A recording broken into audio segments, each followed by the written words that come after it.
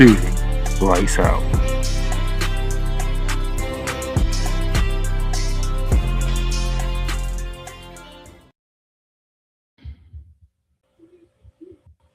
It is showtime on this Monday, the week before Memorial Day.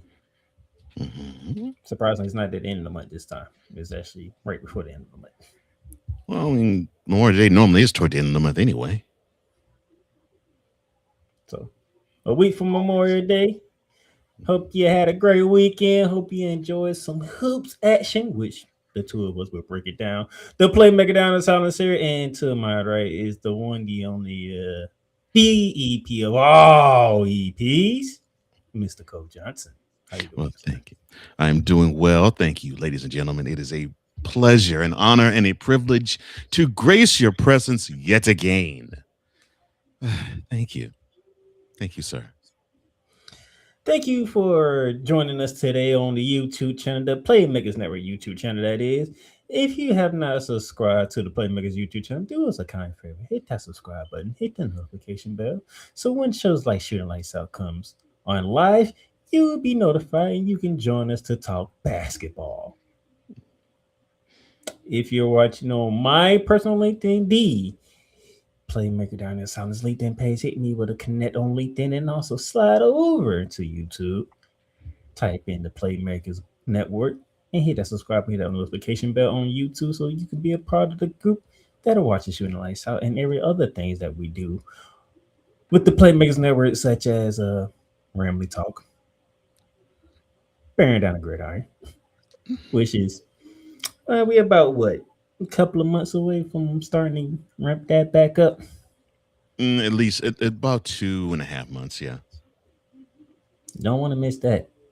And just to let you know, Coach John has been salivating to get back in college football. Just to let you know. There's some issues. Ooh, there's some issues. Some that are politically based, some that is NCAA, that's Greedy's based. Oh, I'm gonna enjoy it. So yes, he's itching to get back to college football. Yes, I am. But we're here talking basketball. And before we get into our basketball talk, Mr. Johnson, would you like to let the people know who our affiliate partners are? Yes, they are the following. They are Fanatics. There are Lids. Also, it is Paramount Plus. Enjoy all of those products because they will make sure that you will have a wonderful sporting fan experience. Yes, sir. Yes, sir. So, Mr. Johnson, how do we start off this show? We're going to start off the show as we do every single Monday with Around the Hardwood.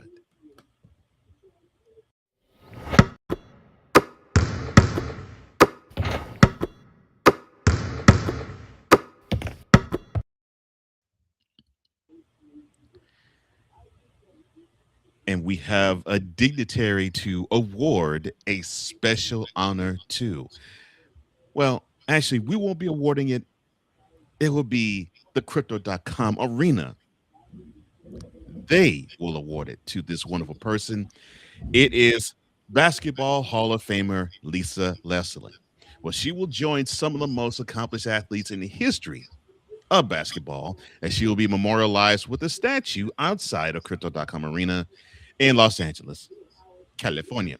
The two-time WNBA champion, three-time MVP, and four-time Olympic gold medalist. She will be honored with a ceremony on September 20th in the Star Plaza outside of the home of the Lakers and the Sparks. Now, Leslie will join Kareem Abdul-Jabbar, Irvin Magic Johnson, Shaquille O'Neal, Wayne Gretzky, Pat Riley, Oscar De La Hoya, Chick Hearn, Jerry West, Luke Robitaille, Bob Miller, Elgin Baylor, Dustin Brown, Gigi Bryant, and Kobe Bryant as sports figures with statues at the arena. Now, she is just the second WNBA player in league history to receive such an honor in the whole league. Now, she had this to say in a release statement this past week. Quote, To be cemented in Los Angeles, the city that raised me, I couldn't be more proud to be a role model forever. God has blessed me, and I have truly given my all to this sport and our community. I am thankful to my coaches, teammates, incredible fans, and most importantly, my family and friends. As the saying goes, the wolf is only as strong as the pack. And I've been fortunate to have an amazing pack supporting me every step of the way. Close quote. Leslie played all 12 of her seasons with the Sparks and was a 12-time All WNBA selection, 8-time All Star, 2-time Finals MVP, 2-time Defensive Player of the Year, and 3-time All Star MVP. And she ranks number 13 in history in career points with 6,263. She's number 6 in rebounds with 3,307 and number 3 in blocks with 822. She also is the Sparks all-time leader in points, rebounds, blocks, field goals, free throws, minutes, and games played. Now, she's also played collegiately at USC and led the Sparks to their first 2 WNBA championships back 2001 and 2002. She also is the first player in league history to dunk in the game, and she's had a number 9 jersey retired by the team 16 years ago. Your thoughts on the honor bestowed upon Lisa Leslie getting a statue outside of Crypto.com Arena? Well, should that be a surprise? The question is, what took you so long, LA? That's my only issue. What took you so long? It took you, what, 25 years to finally say, oh, yeah, hey, Lisa, we want to build you a statue outside of the Crypto.com Arena. You should have did it when it was Staples Arena. But outside of that, about damn time.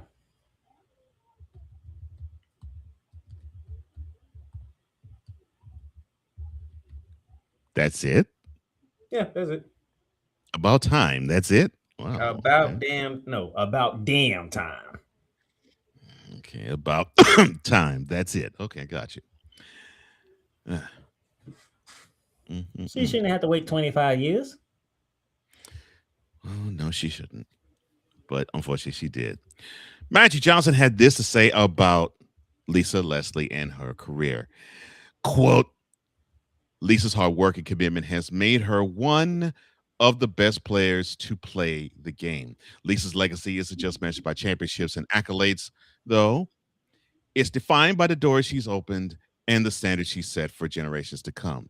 More than an athlete, she is a pioneer, a cultural icon, and a force who elevated women's basketball to new heights.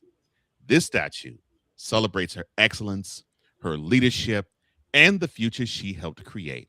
And it ensures her impact will forever be part of the fabric of this city. Close quote.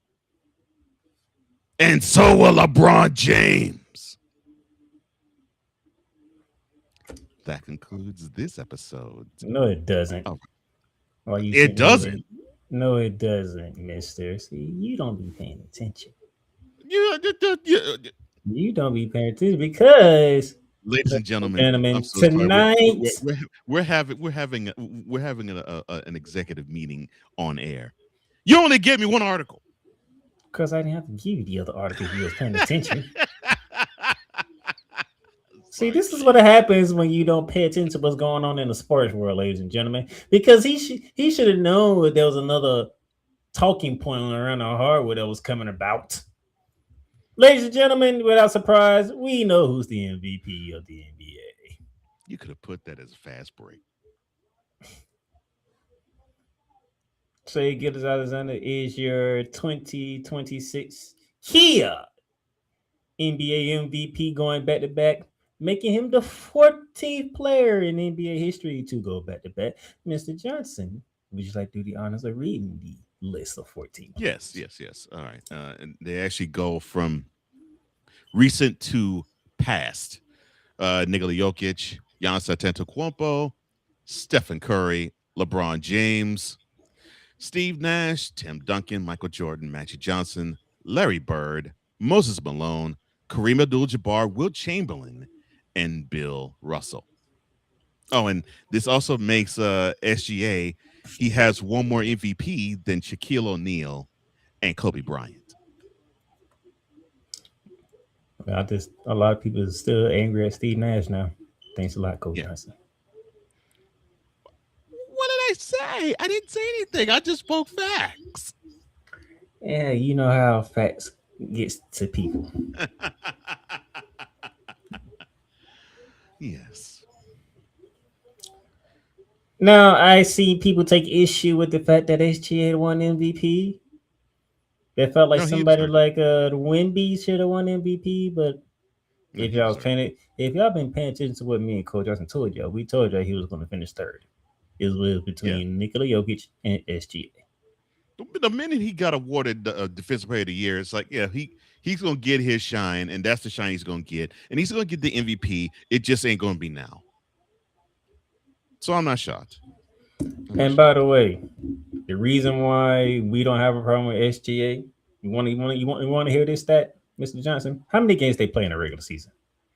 They normally play 82 games in the season. 82 games in the season, correct? Mhm. Okay. Let's go see how many games SGA played this year, shall we? Well, you have to play at least 65. Yeah, you have to play at least 65.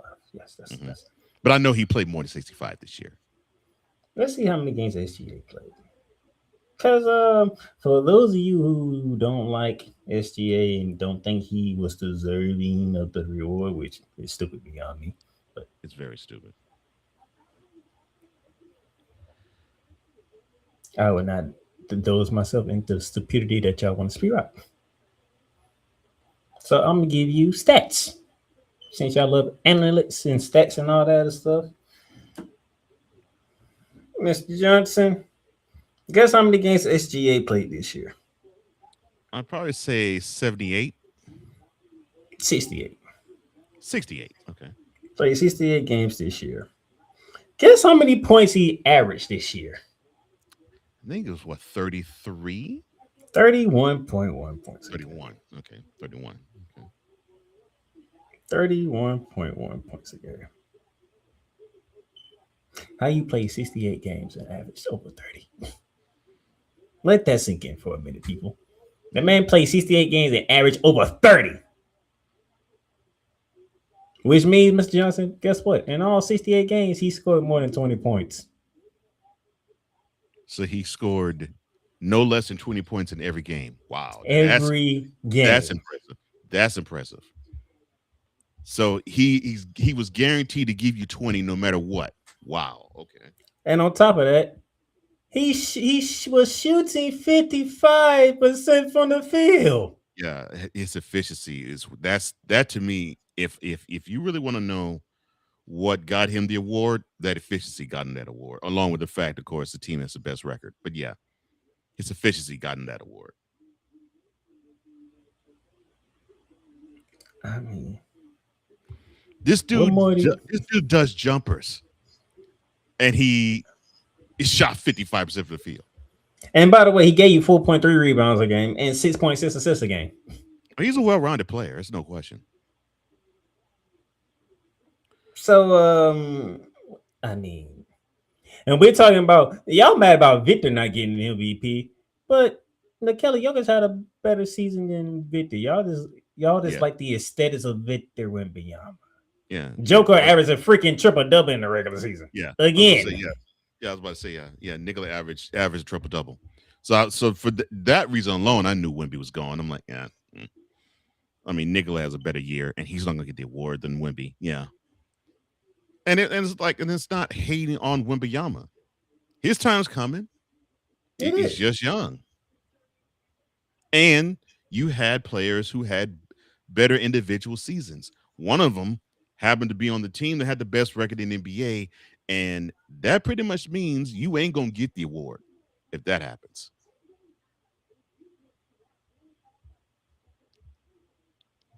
So yes, if you're upset that SGA got the MVP award, deal with it. Speaking of which, Dustin, how's it going, Dustin?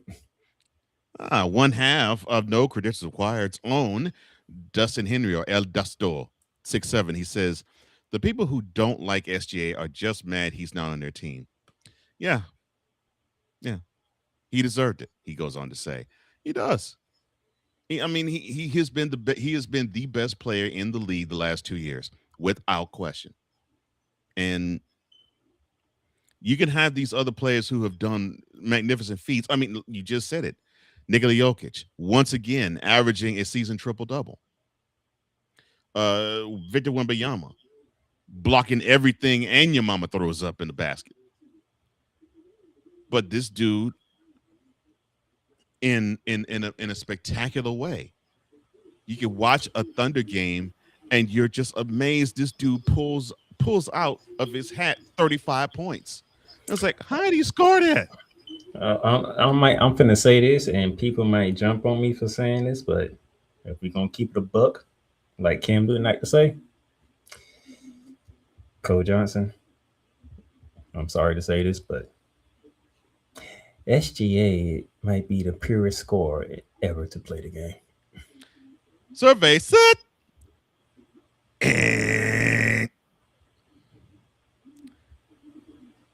Not yet. Not yet. I still think the walking bucket is Kevin Durant, but he can get there though. He can get there though. I knew he was gonna bring up Kevin Durant. Mm-hmm. But I'm not saying it's untouchable. SGA can get there if he keeps piling up these types of years. He'll get there, but I'm sorry. The dude is a cripple. The dude has to walk out on a court with a walker, and he still can give you mid-range jumpers. You got to paint a handicap sticker on the paint, and the dude can still give you a mid-range jumper. It's the most remarkable thing I've ever seen. I'm like, you ain't supposed to rise up and just simply make a, you're gonna make a bucket. I mean, it's almost a foregone conclusion. It's written in scouting reports about Kevin Durant. Do not have him on the left elbow, have any range between 10 and 15 feet, because if you don't guard him, it's an easy bucket. 37, he's still doing this. I'm gonna say this, y'all want to call him a free throw? That man averaged 9 free throws during the regular season and still got the 31. You know what that means? 22 of them points ain't coming from the free throw line. Heck, I mean, look, James Harden, 8 years ago, he went to the free throw line 10 times. He still didn't average as much as SGA did when he won his MVP, because he only averaged 28 that year. That was with Joe Rockets won. Mm-hmm. Yep. We're gonna talk about James Harden later. He averaged more the next year, but yeah, he averaged 28 points that year. That man's averaging 31 points a game. And he only taking 9. Matter of fact, that's the attempts he made. He only made 8 of them. 7.9 to be exact. I mean, 8 and 9 is a good number. So if you really take 8, that man's giving you 23 points a game from outside of the free throw line. I'll take 8 or 9 free throws a game. Yeah. On 55% shooting. The efficiency is off the charts. The efficiency is crazy. And before any of y'all ask, 38.6% from 3-point range. And he don't even take that many threes. It's mid-range to the bucket, free throw line. And then if he has to shoot a 3, he'll take it. Mm-hmm.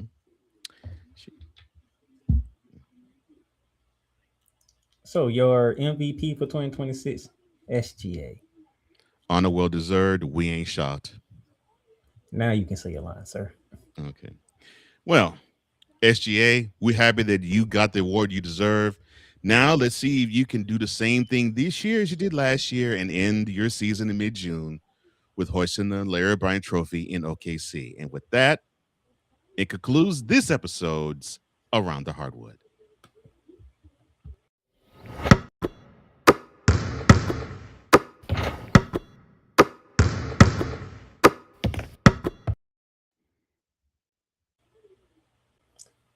When we come back, we are running a fast break because we got some games to talk about. Everything Boston. I love you morons. New Kids on the Block, New Edition. Dear whatever the law firm is. Sincerely, the U.S. Supreme Court. Ben Affleck, Matt Damon. Go yourself again, Jason Whitlock.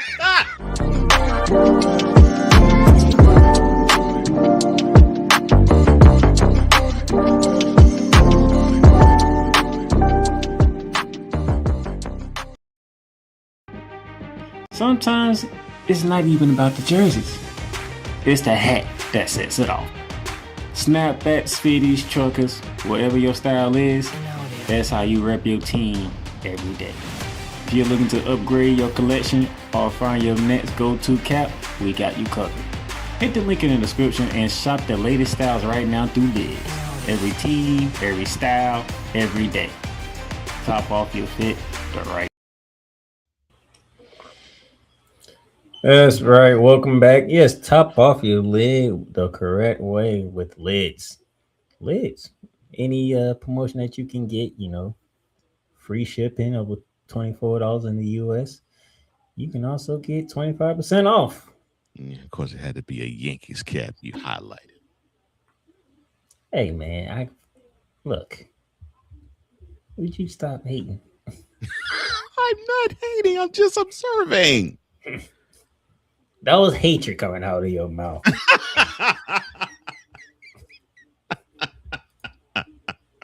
like I was doing that on purpose.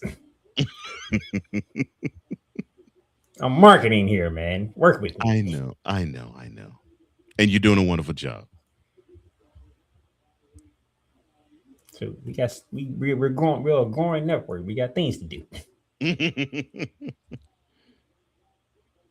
Jeez. So yes, feel free to hit the link, get your Lids, get your sports gear, and rep your team the right way. So with that being said, Mr. Johnson, he's been waiting to give his thoughts on some games from the WNBA and in the NBA playoffs. So we're finna run a fast break. That this guy has shown. Let me shut up. James off the steal. James with the stop.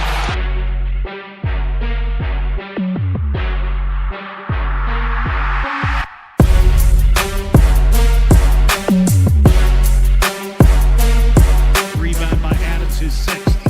Morant blows by Primo. Attack.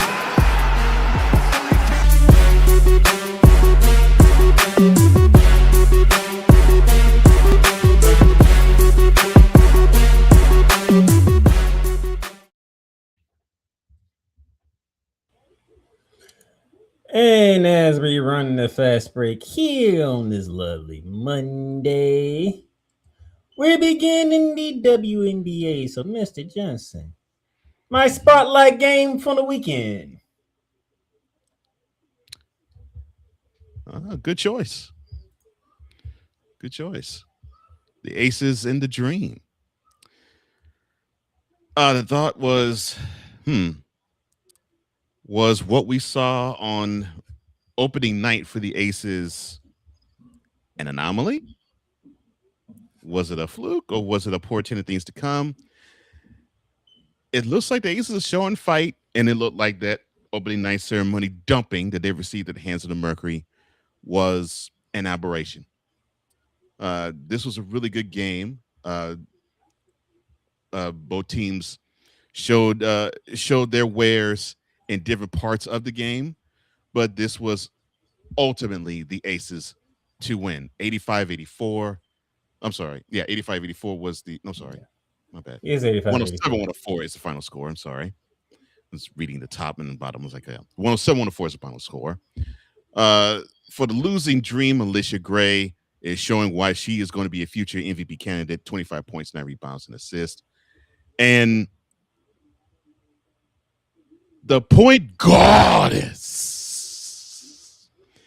is now showing her wares. Chelsea Gray, let me tip my cap to your girl. 21 points, 5 rebounds, 6 dimes. This woman here. And in this game, she sealed the deal for the Aces with a go-ahead bucket and a steal on Alicia Gray on the final possession. And the Aces, yeah, they stumbled to begin the season, but on this road trip, they went an undefeated 4-0. So the champs, you can't count them out. The Dream, you can't count them out either, but woo, you had to put forth a great game and hope you catch the Aces on an off night to beat them. And no, the final score here is the one at the top, 85-84. What the fuck?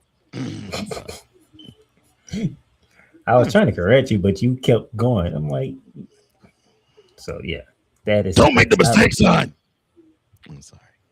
I was trying to correct you, but you didn't. You should correct yourself, son. Correct yourself, son. You weren't listening. Listening skills, mister. Listening skills. But the listening skills were silence. No, I was telling you at the time, but you kept rumbling. I can't stand you. Oh my gosh. The Dream was How down is it you 19. make a mistake and it's not, and it's still my fault? Lord have mercy. Because you didn't do the listening part. That's why. That's right. I listened to silence. That's what I'm saying. I didn't hear Nathan. You were so happy to talk about Alicia Gray and Chelsea Gray, the Gray sisters, that you weren't paying no attention. That's right. I wanted to get to what was really important. Chelsea Gray, the point guard is. That's right. I'm sorry. My bad. 85-84. Aces over Dream. There you go. The Dream fought back from a 19-point deficit to take the lead, actually. Until the aforementioned Chelsea Gray did what she did in the waning seconds of that game. So it looks like we may have to pay attention to more than just a Jackie Young and a Asia Wilson on this team. What's that saying? The rich get richer? Jeez. Yeah, they got Kennedy Carter on their team. I'm waiting for her to have a game so I can spotlight her. So I can look at the rest of the outside of the Tempo and the Fire and the Valkyrie. All you other original teams, y'all the reason why Kennedy Carter's with the Aces after spending a year internationally. You jokers. Kennedy Carter. And she coming off the bench for bringing spark. That's messed up. They got Kennedy Carter and Drew Lloyd coming off the bench. Well, that's what champions do. They show you. If you want to take this crown off our heads, you got to come up with a better squad than us because we're going to stack the deck. And for those clowns, because I know you're going to say this about the Aces too, just like you do any team that's on top. For you clowns that say, well, it's not fair. Yes, it is. Not the champs off. It's that simple. Y'all better come with it because the Ace is coming. And the Mercury did a disservice to everybody in the WNBA, which is not their fault because they did what they're supposed to do. We had to watch y'all get y'all rings. We wanted to send a message. Well, the Ace said, well, thank you for sending that message. Now we know we have to come with it now.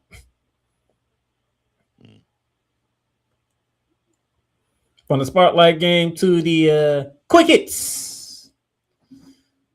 The Mystics over the Fever. That was back on Friday. That game went in overtime, and Sonia Cintron, 32 points.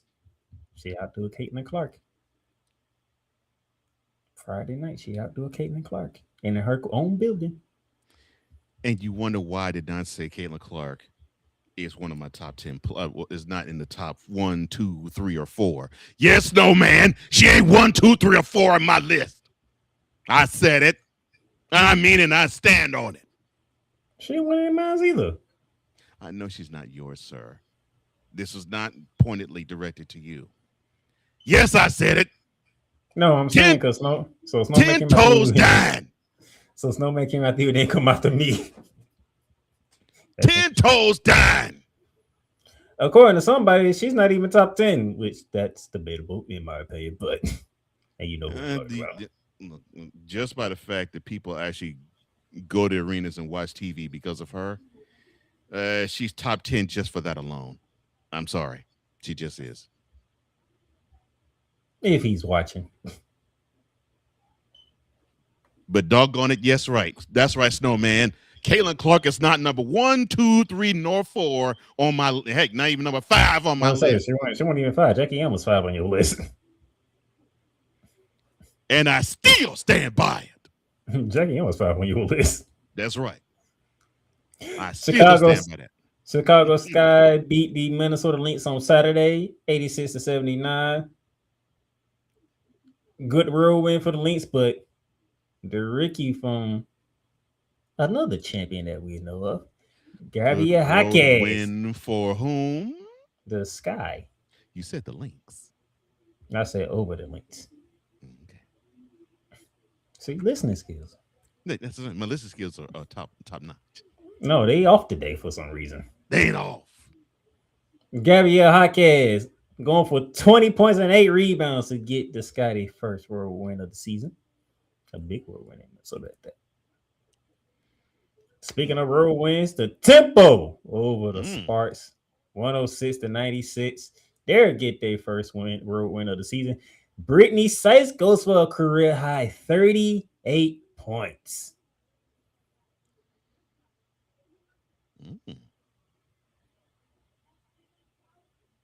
Okay. And guess who appeared? One of my boys, or one of our boys, Dre Day, Sportswear Dre Day podcast.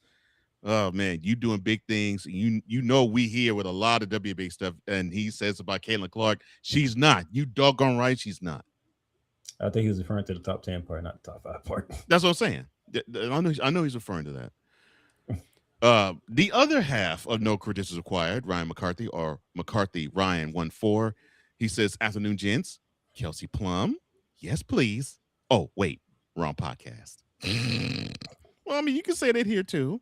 For those who don't know, Kelsey Plum's the star player for the Sparks. But yes, and believe me, if a brother of ours were here, he would support you and he would dap you up, and you know who I'm talking about, Mr. McCarthy. Dre says, look, Slim went to work on the Sparks last night. Sparks having a rough go at it.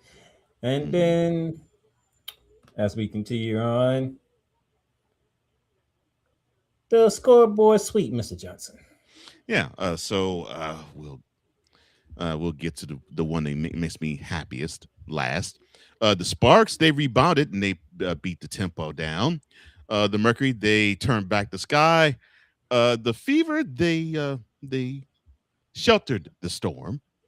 And the Aces, they put the Sun closer to the number 1 draft pick for 2027. Thank you, champs. I appreciate you. I love you. I love you. Tank the season, son. This is your weekend recap on the WNBA, and congratulations to all the winners. To the losers, you got more games to go. Right the ship, make your adjustments, get better. And if it's the Sun, don't make any adjustments. Keep being horrible as you are, please. If y'all noticed last year, he wanted a certain team to get the number 1 pick. Now that has flipped. Yes, it has. Yes, it has. You are a terrible individual. You know that? Why am I a terrible individual? The team that I rooted for to get the number 1 draft pick last year got it, and it was great to see them be horrible throughout the season. It was wonderful to see them just look a mess. I loved it. Now it's the Suns' turn because, not to be confused with the Suns in the NBA. It's the You would not let that go. You would not let that go. It's the Sun turn because they need to have the number 1 overall draft pick so that when the Comets return, they get to have the pick of the litter and they start 2.0 in Houston the right way. if you're not seeing between the lines, look at the screen at the comments. That's what he's talking about. That's to give you the heads up. I love the sun a lot. No, you just not gonna read the comment. That's why I put the comment up there because that's what you're referring to. Me and Dre, we on the same page. We know exactly what you're doing. Yes, you're correct. Playmaker and Dre. Juju sweepstakes. Yes, I want Juju Watkins to be a comment in 2027. You doggone right. Yes, sir. Juju, you can stay in college for another No. year. Play your heart out in this 2027 season college, and then show what you got when you get to the summer. Be proud to be a comment and carry on the legacy of Cheryl Swoops, Tina Thompson, and Cynthia Cooper. And you bring the fifth championship into Houston sooner rather than later. That gives me that gives me excitement. Connecticut. Learn how to win games. Can you do that for me? No. Learn how to be the best. Learn how to be the worst team in the history of the WNBA for 2026. No. I need y'all to learn how to win. Dre says, look, Caitlin had an efficient game last night. Very impressive. When she plays within her own game, she actually can be a really good player. But I think sometimes she presses just a little bit too hard. Ryan, don't be taking his side. No. Shut up. He says, tank the season, ladies. You doggone right. Say it again. Say it with your chest, Ryan. Say it with your chest. Take the season, son. Don't take his side, Ryan. The Comets do not need to be the number one pick in that freaking draft. Yes, they do. They do. No, they need to be number one overall. No, they don't. They need to be third. Juju needs to be a Comet. And no, we need to see. Yes, she does. No, she don't. She needs to be a Comet and fast, and she needs to just show the wall. Matter of fact, Juju team in about 3 or 4 years after that. Juju, you can stay in LA and join the sports for all I care. No, sir. Hey, you can even go to the Chicago Sky. No, you ain't gonna go nowhere. You gonna go to Houston. You a Comets bound. No, she is not. You ain't even officially in the league. Shut up. She'll be next year. Yeah, that's next year. That means you have time to wait. And a whole season to play. So people who didn't realize how Juju was, Juju could be like Jay-Z in public service announcement. She'll be all throughout that next season at USC. Allow me to reintroduce myself. My name is Juju. That's what I'm talking about, baby. You know what the funny thing would be? If Houston doesn't get Juju. That would be the most funniest thing ever for me. That'd be a lie.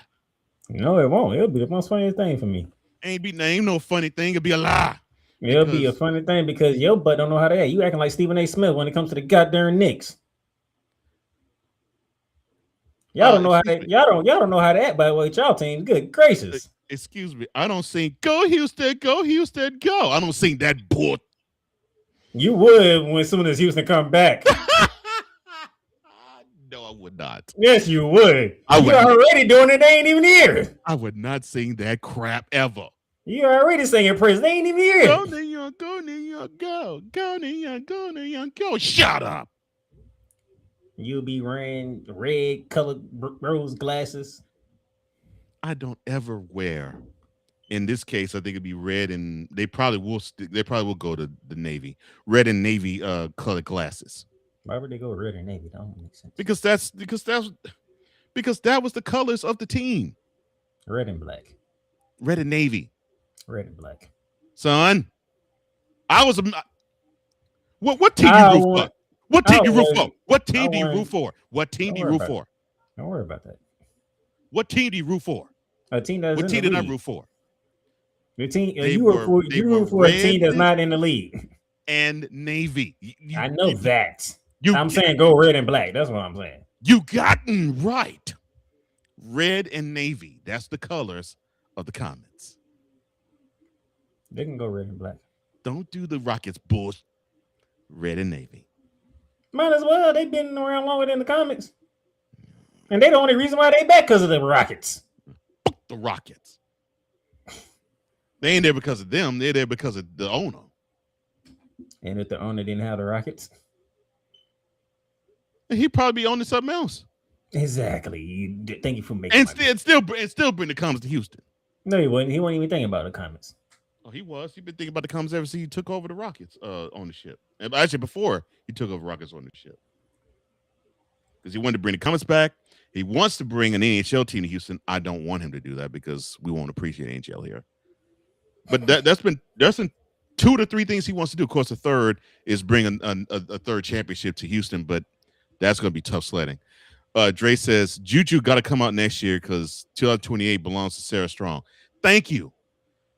And plus, she's already been in the NCAA 2 years. So she can come out together.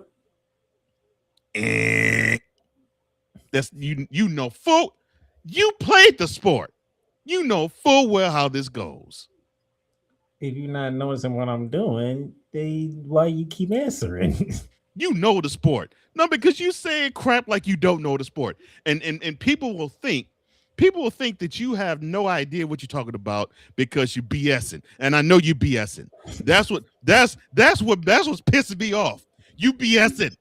You know the sport very well. You played it. And you say, well, they didn't come out together. Bull. You know full well one wants to be the number 1 overall 1 year, the other wants to be the number 1 overall the following year. Yeah, I'm just doing it because I'm treating you like I'm treating Stephen A. Smith. I know. That's what I'm saying. You talking like you don't know the sport, and I know you do, and that's what's pissing me off. I need both of y'all to calm down. That's the problem. I'm getting sick of it to both of y'all right about now. You with the goddamn Comets and him with the goddamn Knicks. I'm getting sick of both of y'all. I'm like, you talking this crap like you don't know the sport. And I'm like, I know he knows the sport. He's doing it to troll. I can't stand you. next thing you know, Coach, I'll be around here like you didn't suffer like Houston suffer without a Comets team. That's right. We suffered for almost 20 years without him. No. See? Tell you. Just like Stephen A. Smith. You haven't suffered like the Knicks fans suffered. They ain't caring about y'all suffering. Y'all wasn't suffering. He wasn't suffering. I mean, hey, they won a championship in his lifetime. And they won 4 in your lifetime. But the thing is, unlike the Knicks, the Comets moved out of Houston. The best team the WNBA has ever had just disappeared like they were a magic trick. So yes, I am trolling the hell out of him right now. So, ladies and gentlemen, when you hear him saying all this bull, and you're like, that don't make sense. Juju, like Dre said, eloquently, I may add, and adeptly, I may add, you got Juju coming out next year. Sarah Strong probably gonna rule the NCAA the following year and come out in 2028. But you got Playmaker here saying, well, they can come out the same season. He's doing it just to troll me. I'm definitely am. And he's sounding as if he don't know the sport because he's trolling me. And the thing is, I know he knows the sport. That's the best way to know. That's the best way to go. Because they're share nerves. This is what I'm trying to do. I'm like, you know the sport. You forget know the sport. You played the sport. And you trolling like you just a regular Ricky Dink fan. Man, come on. Dre says people are shortchanging her because it was against the Storm. Nah, give credit where it's due. And I'm saying this with a rolling on the floor laughing emoji. He's only doing it because I said what I said. See, I got Dre to fill the clock. I got you losing your mind because of the Houston Comets. No, I ain't losing my mind over Houston Comets. I'm losing my mind over the fact that Juju should be the number 1 overall draft pick. The Suns should tank for her. And then when they become the Comets, that's who they should draft. And then you come hot out the side of your neck saying that she, talking about Juju Watkins, should come out the same draft year as Sarah Strong. Hold on and stay another year and you can stay in LA. Shut up. 2027 should be your last year at the NCAA, Juju. You know you were meant to be in the WNBA. You were meant to shine and show out. In fact, that CBA was built for you to come in and just destroy the league. Juju, this is what you do. You pay attention to the WNBA season, and if the Kinetic Sun are the number one pick, you stay another. No. As soon as you see it, you better say I'm committing. This will be my last year at USC, and once this season's over, I am admitting myself into the 2027 WNBA draft. Yes, ma'am. Yes, ma'am. The goal is to get Juju to keep Juju in LA. The goal is to keep Juju in LA as long as we can. Okay. Look, you are a Liberty fan. You have no business wanting to see where Juju goes or not. She ain't going to New York. I already know that. That's what I'm saying. I was gonna say, and if she was going to the Liberty, I can see how you're talking. But she ain't gonna scratch New York. But you talking slick and out the side of your neck. Hey, if I can't have Juju, you can't have Juju. Oh, bull. So she can stay in LA and play with the Sparks. But you don't need to have her. You got Brianna Stewart, Sabrina Ionescu. You got all that talent on the Liberty. You don't need to have Juju. They ain't stopping the Aces from racking up talent, and you want the New York Liberty to stop racking up talent? See how unfair he is? The Aces just keep racking up talent. He has no problem with it, but let it be New York. The Aces are the champs. Oh, let me try to stack up on talent too. But I'll say the same to the Aces. You got enough talent. You don't need to stack up on Juju. Juju, your next home is Houston. Enjoy it, girl, because you're going to turn back the clock with Houstonians, and we're going to be enjoying the fact that the Comets are back, and we have the most talented player again in the WNBA. You will be Cynthia Cooper 2.0. Matter of fact, I even accept the fact that you even go to Atlanta. Now, I love Cool because that's his team. Cool's team is Atlanta Dream. You better not go to Atlanta, Juju. Houston is where you deserve to be. You deserve to be the Comets. You will be. No, she don't. How you gonna say where she deserved to be at? Why? She deserved to be there because she'll be promoted as the star, and then people gonna have to wonder why. These white people gonna have to wonder why people are not paying as close attention to Caitlin Clark as they are to Juju Watkins. Outside of New York, Indiana, and Las Vegas, she can go anywhere and she'll be the main attraction, not just Houston. But the thing is, she'll be the best attraction in Houston. In all seriousness, WNBA, if you want to market, Juju will be drafted by the LA Sparks. That's home for her, and that place would not miss a Sparks game. Fuck the Sparks. Hey, we're talking business here. You feelings? The Sparks. Dre says, look, I don't hate Caitlin Clark, bro. I'm a fan of hers. Unfortunately, I just don't subscribe to her being the GOAT and the best player in the league, which I don't either. I mean, she's not the best player in the league now, obviously. And because I feel that way, I'm a hater. Laugh out loud. I'll wear that badge, and so will I. Because I'll say it on this air. I know you wear that Wilson badge. Is the best player in the WNBA, hands down, and number two is as far as New York is from Los Angeles. I know you wear that badge because every time I turn around, you doing a video and it's on Caitlin Clark. I'm like, stop. No, because he's trying to get you smart. to stop. No, he's smart because he knows people, the eyeballs on her. Of course.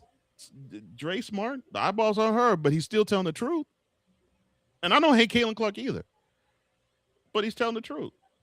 All right, enough WNBA talk. We got to get to the more serious business. Juju, Comets, April 2027. Do it, girl. You shut up. We got business to handle. I ain't gonna shut up. Jeez. Friday night, it was game 6 in Minnesota between the Spurs and the Timberwolves. And you look at like you Playmaker. it didn't go the home cooking way for Minnesota at all. We're gonna say this another time, but yeah, I think people were thinking this was probably gonna go 7. The Spurs had other ideas. 139-94 was the final score. Oh, this is the right score, right? Yes, it is. Okay. The two scores measure, you see it, right? I had to ask. 139-94 is the final score.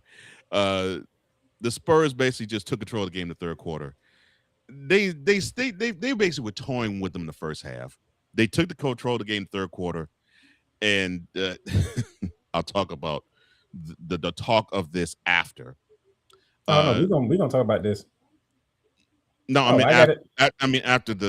after I run down the lineup of Stephen Castle, the Spurs. For those who think this team is Victor Wembanyama and that's it, you have not followed the Spurs. This team is loaded with talent. Castle is one of them. 32 points, 11 rebounds, 6 assists, and that's not even the best thing he does. So he closes out the Timberwolves with that stat line, and the Spurs now will face the Thunder in the Western Conference Finals. For the losing cause, Anthony Edwards, 24 points, 3 steals, and a bunch of handshakes before the game was long before the game was over. Go ahead. With 8 minutes to go in the game, Chris Spence waved the white flag, signaling that he's taking the starters out. Anthony Edwards doing the timeout said, I'm gonna go ahead and go over here and dap everybody up on the Spurs, and I ain't coming back in here. So it is what it is. We're gonna take this ass whooping, and it is what it is. That's right, son. Take that ass. Dirk didn't like it. Udonis Haslem didn't like it. Ryan Clark didn't like it either. Oh, I ain't see Ryan Clark. What did Ryan Clark say? His stance was it's sportsmanship versus surrender. And he talked about that on the pivot. Sportsmanship versus surrender when your coach raised the white flag and took all the starters out, meaning he already surrendered. Well, meaning the coach already surrendered, not necessarily Edwards. But yeah, I agree with you.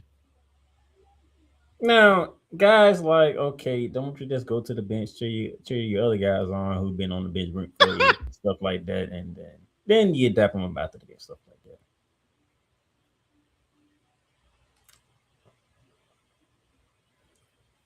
I mean, I can see it both ways. But what really got me thinking about this was Jay Williams. Because Jay thinking is, what got Anthony Edwards to do that? What got him to do that? I think this is where Coach Johnson was going to go at, because there's a certain player that was being called out. Oh, you mean Isaiah? Oh, not Isaiah. Oh, no. Why Isaiah be getting called out? Well, I mean, the talk has also been, well, you don't want to do the opposite. You just simply walk off the court and duck, not shaking people's hands. Jay's thinking depends on one player named Julius Randle. Oh, you mean Mr. No Show? Do you need the camera for this one, sir? Mr. He's going left the no show? No, I don't need the camera. I'll put it this way, Mr. Randall. You, sir, were brought on this team to be. You see this gentleman that's wearing the Timberwolves jersey? You were supposed to be his Robin. You were supposed to be the reason why he could boogie on everybody in the perimeter, because you were supposed to take care of things down low. Where were you at, son? I don't get it. People were talking mad glowingly about you in the series before, when you had to me, the most fundamental of big men that you had to go around in Nikola Jokic. You see the dude fine in that series. What happened here? I'm still seeing if you even set foot on the court, son. I mean, I have heard talk of people saying, well, they need to, talking about the Timberwolves brass, they need to actually trade Randall because why is he on the team? That is how bad you performed in this series. The one thing, and I know the reason why Playmaker wanted me to talk about this, and I hate talking about this because I don't like when big men act small. But the reason why Playmaker wants me to talk about this because you a big man acting smaller than Mini-Me, son. You played smaller than Muggsy Bogues. How many defensive assignments he missed? So many that you lost count. I mean, it's just ridiculous. You are no show on the offensive side of the ball. You are no show on the defensive side of the ball, and they definitely need you on defense. As you could tell by the 139 points that was scored on you in Game 6. Let alone the butt whooping you took at San Antonio in Game 2. The team needed you the most in this series, and you showed up the least. You should be ashamed of yourself, son. And Stephen Smith, don't say he's Mr. He's going left no more. No, he should be. He's disappearing. He's going out. Lord have mercy. Now we're gonna talk about somebody else who's known for disappearing, but he did something different, surprisingly. And I'm gonna give him credit. I don't know about Cole, but I'm gonna give him credit. So, with that being said, Mr. Johnson, you may take over the East.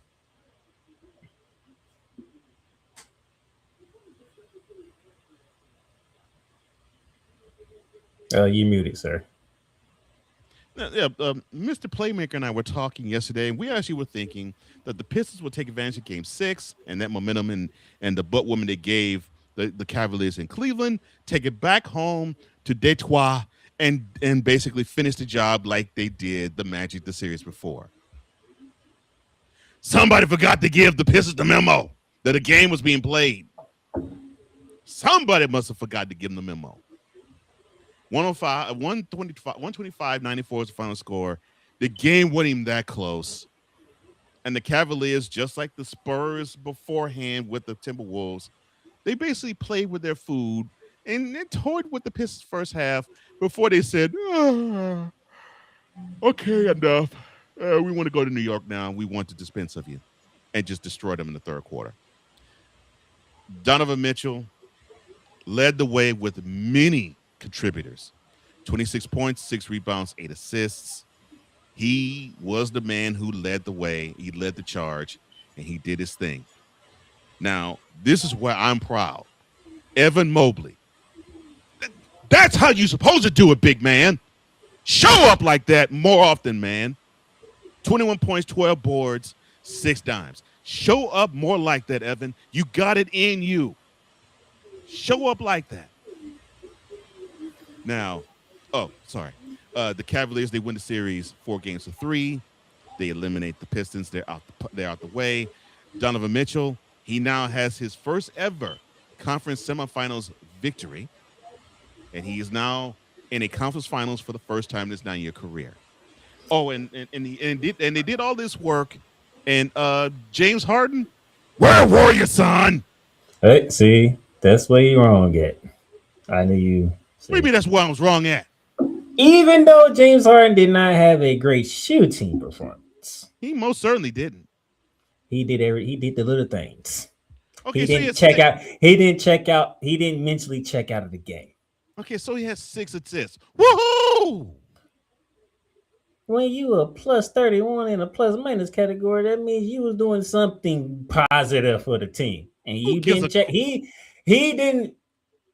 James Harden, usually when we say James Harden disappears, that means he's mentally checked out of the game. Who gives a crap about a plus minus? He ain't doing nothing. He ain't doing jack. Who gives a crap about a plus minus? 2 or 10. Look, when the shots ain't falling, stop taking them. You only took 10 shots. It's a 48 game. He only took 10 shots. You like the man took 20 or 30. Because he's pulled this bullshit. He's pulled this crap before. The only You difference should be was mad at James Harden the fact that he didn't do the other things He for the pulled- Rockets like he did with the Cavs. he pulled this crap before. The only difference is the team won, but he pulled this crap before where he had a performance where he shot 2 of 10 from the field. He had 6 points. He had 10 boards. He had 6 fouls. And then 15 minutes after the game was over, he decided to make it rain in the club. He had no turnovers. Yes, I don't give a crap about no plus-minus bullshit. he took care of the ball. 9 points. They didn't need you, care of son. They didn't, and he didn't. And he went with the flow of the team. We should have went the flow of the bench. See, your problem is you still mad at him from Houston. You can't even look at what's going on today. No, I'm mad with the Clippers. 2. Like I said, you mad at him for the past. You're not looking at what today he contributed in other ways, and was not a hinder to the Cavs. The past last April. He was pulling this crap last April, and now in Game 7, where he's supposed to actually be where Evan Mobley is in stat wise, 9 and 6. He wasn't his night shooting, but so guess what? He decided to do other things. Well, to be a good tribute. In 5 games this series, it wasn't his night. No, I take that back. 5 games and 3 quarters of this series, it wasn't his night. See, you is so wrapped up in the points. I'm wrapped up in the dude is supposed to be this all-around player. In fact, Kendrick Perkins, don't you ever talk this bull of saying that he is the best scorer of all time. I heard that crap this morning. Stop lying to the public. No, he ain't. Get over your hate. No, he ain't. He is not the best all-around player, neither. He is one where he does wonders in October through April, but when the calendar turns to May, he disappears. He turns to Houdini and vanishes in the thin air. And in a 31-point victory, he vanished the game. He did other things. Jeez. Give the man credit for not mentally checking out on the team. Okay, fine. I'm glad he didn't mentally check out on the team, but he still came up short. No, he didn't. He did exactly what the team needed. The team was rocking and rolling. Yeah, you're right. He didn't slow down the team. That's the point. Right. He did not slow down the team. You're exactly right. He did exactly what the team needed. Nothing from him. That's what they needed. 6 dimes. No, who's in the he's conference supposed finals? to be the one. He's supposed to be one to stabilize the team. He didn't stabilize Nathan. He didn't have to. Donovan Mitchell took the mantle. That's my point. So you brought him to basically take the load off of Donovan Mitchell. The dude cooks, you don't. What's your point in being on the team? I know what the point is. Your point is to make money. Get out of my face, Harden. He's in the conference finals, right? Due to his own effort? Is he in the conference finals? Yes, but due to his own effort? Due to his own effort? Due to his own effort? Due to his own effort? No, it ain't. No, it ain't. No, it ain't. No, it ain't. No, it ain't. No, in this series, actually, other than what, maybe 2 minutes in the second, 2 minutes in game 2. Did he or did he not contribute to the team? Yes, it's a yes or no question, not how much. Did he or did he not contribute to the team? It doesn't have to be always about points. It doesn't have to always be about shooting. Okay, fine. You should know this is playoff basketball. Okay, fine. Yes, Max Strus contributed to this team too. Are we talking about him? Then. Are we talking about Max Strus? No, we ain't. You the one brought up James Harden before I can even get in. Okay, Max Strus contributed to this team in this series too. You didn't have to bring up James Harden yet. You could have let that late to me. But you want to go ahead and jump on James Harden, which I wasn't going to let you do. What I was doing, I was segueing it over to you. You troll. I was segueing it to you. I didn't need you to bring up James. Platter. No, because you deviate. That's not where I was going first. I wasn't deviating from. Because if you wanted to bring up James Harden, I was going to shout out Mr. Sam Merrill, who started this beating of the Detroit Pistons with his 3-point shooting. Did we hear him or that name mentioned at any other point in this series than Game 7? Don't matter. I heard his name a lot. The answer is no. So that's my point. He contribute in Game 7. He gets shine. Okay. That's the point. When the time comes, who shows up? Here is my point. James Harden, you want to get that Stephen Curry money. You want to rob teams of their bank. 9-6 in a Game 7. Don't cut it, son. That's my point. Even if it comes on a 31-point victory, 9-6 is not superstar worthy. 2 or 10 from the field? No, sir. Bitch. 6-man. Be what you were when you were the Thunder. A 6-man, son. Because you're beginning to be worthy enough to be just that. Well, he was the MVP when he was with y'all, so. MVP. And he came up shorter than Mini-Me every single playoffs he played in. Yeah, and that's when he mentally checked out. He didn't mentally check out in this one. He physically checked out again. He physically checked out with the Rockets, too. He didn't mentally check. That's my point. He didn't mentally check out on the Cavs. He was doing other stuff to help the team. But he physically checked out on the Cavs in this series. Matter of fact, I even saw James Harden dive on a 4-4 loose ball. I was like, James Harden, shots ain't dropping, but he's getting dirty with it. All right, James.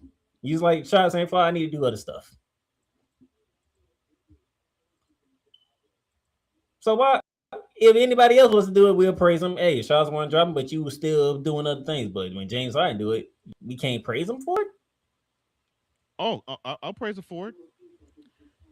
You did diving on the floor for loose ball, playing defense, getting rebounds. You did a wonderful job. You did a wonderful job, son. 9-6. 9-6. You want to focus on the 9 points. 9-6. Well, I'm saying, tell you the shot. 2 or 10 from the field. What else is that worrying about? Because that's all you want to focus on. Because it's not a superstar. That's supposed to be not the fact that the man did not mentally check on the team. He did the other stuff. He did the little things to help. He get paid superstar money, and he's putting forth 9-6. If the size ain't dropping, you do something else. Yeah, sit on the bench. You act like the man took every shot he took, and then they do nothing else worthy to help. Like he did in Game 6 against the San Antonio Spurs when nothing was dropping and he just didn't care. No, because he wanted to make it rain a club and get his joystick sucked. And what I'm telling you, that's not what happened here at Cleveland. Shots weren't dropping. He did other things. He probably go do other things. And he still probably wanted to make it rain in the Detroit club and get his joystick sucked there too. But the thing is, he could go on and have that same thing happen in New York and still pull up 9-6. Still want to be paid $60 million a year. And if the Cavs win, we're gonna look at the stats. Say, did you do anything else, James Harden? Okay, you did something else. You just didn't. You just didn't go away in the night. That's what he wanted to do. He saw Donovan Mitchell handling the point. Evan Mobley and Jared Allen was like, we getting big inside. He was like, okay, I don't need to force nothing. My shots ain't dropping. I don't need to force it. Just let the team flow. Can we credit people that can understand how the game is flowing and understand, okay, this is not my night. I don't need to do anything too much. He still threw one too many bricks. He took 10 shots. You got like the man took half the darn shots. What I'm saying is this man wants to break the bank and he doesn't deserve it. Jared Allen took 14 shots. Evan Mobley took 10 shots. This effort is tantamount as to why. No, I don't know. Jared Allen, 8 for 14 from the field. Evan Mobley, 7 for 10 from the field. Matt Strus, 3 for 7 from the field. Donovan Mitchell, 10 for 22 from the field. He only took 10 shots. Jeez. James only took 10 shots. You act like he bricked 8 of them. Okay, that's all right. The pressure got too hard for him. Yes, he may have done other things. He may have dove on the ball. He gave you 6 dimes. That's great. He's plus 31, plus minus. Who gives a crap? This is a superstar. 9.6 rebounds. And guess what? Sometimes In a a game superstar. 7. Yes, And I know guess they what? won in a game Sometimes a- 7. And sometimes a superstar's night ain't gonna be in the game 7, so you gotta do other things. Well, with James Harden in a game 7, it never is his night. And guess what? For once in his career, he did other things to help. Can you give him that? He did other things to help. Like, shoot, in a game But 7, no, James you want to Harden, keep hopping on. He's 2 for 10, 9 points. So what? They won the goddamn game. They in the Eastern Finals. they won. He went, ah! Now, if they would have lost, I would let you have the Kevin. You can go all in on James Harden. But James Harden was like, I am not forcing the issue. So I want you to understand something. No, there's nothing to understand because you still to show you that I'm not biased. You is biased because you ain't letting go of what happened in the past when the man is in the East Finals. That I am not biased. When the dude craps on teams when he loses, he craps on teams when he wins, and I still get on him just as hard. Pause.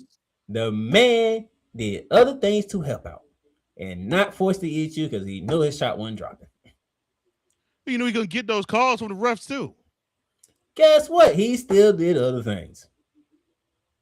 I'm happy for him. I'm not saying crown James Harden, but geez, this hatred that's going on with James Harden, y'all can chill out for a couple of days. But his stat line for this 31-point victory is the same as it is with all them L's in game 7s that I got a chance to witness up close and personal, and the ones that were after Houston.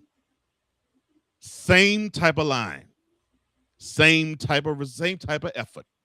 Except he dove on a loose ball in this one. And that's what's watching the game brings to light.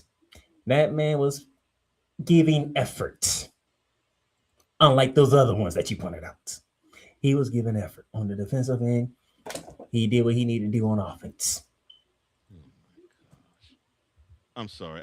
I just am not enamored with the fact that dude. You don't have to be enamored. 6 rebound performance, and he wants to be paid like he's one of the top 5 stars in the NBA, and he ain't. And once again, and yet another playoff performance, he comes out smaller than Mini-Me. And yet again, see, this is what the problem is with y'all. Y'all want to hop on what he looked like in the past. That man, if you watch Game 7, was doing the other things to help.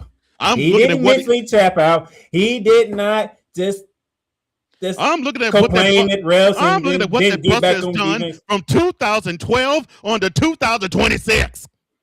Yeah, I'm telling you, take all the rest of it. We in 2026. In 2026, the only moment he had was maybe the last 2 minutes of game 2 in this series. Outside of that, he ain't been nothing. And yet they're in the East Finals.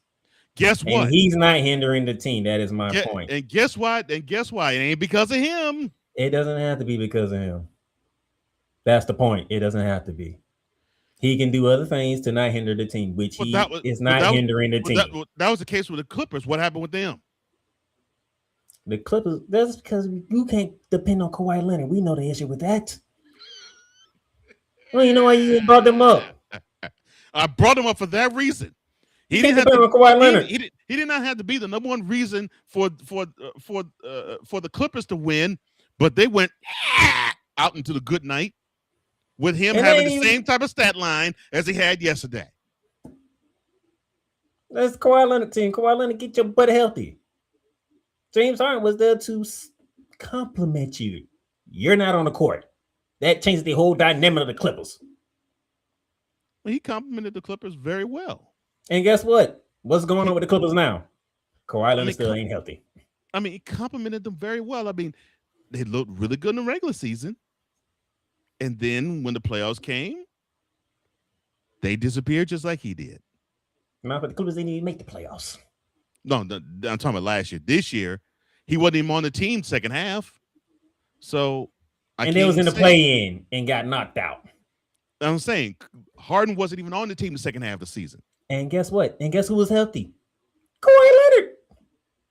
Guess what Kawhi Leonard's at? On vacation. Where's James Harden? He's in the Eastern Conference Finals. I'm happy he's in Eastern Conference Finals.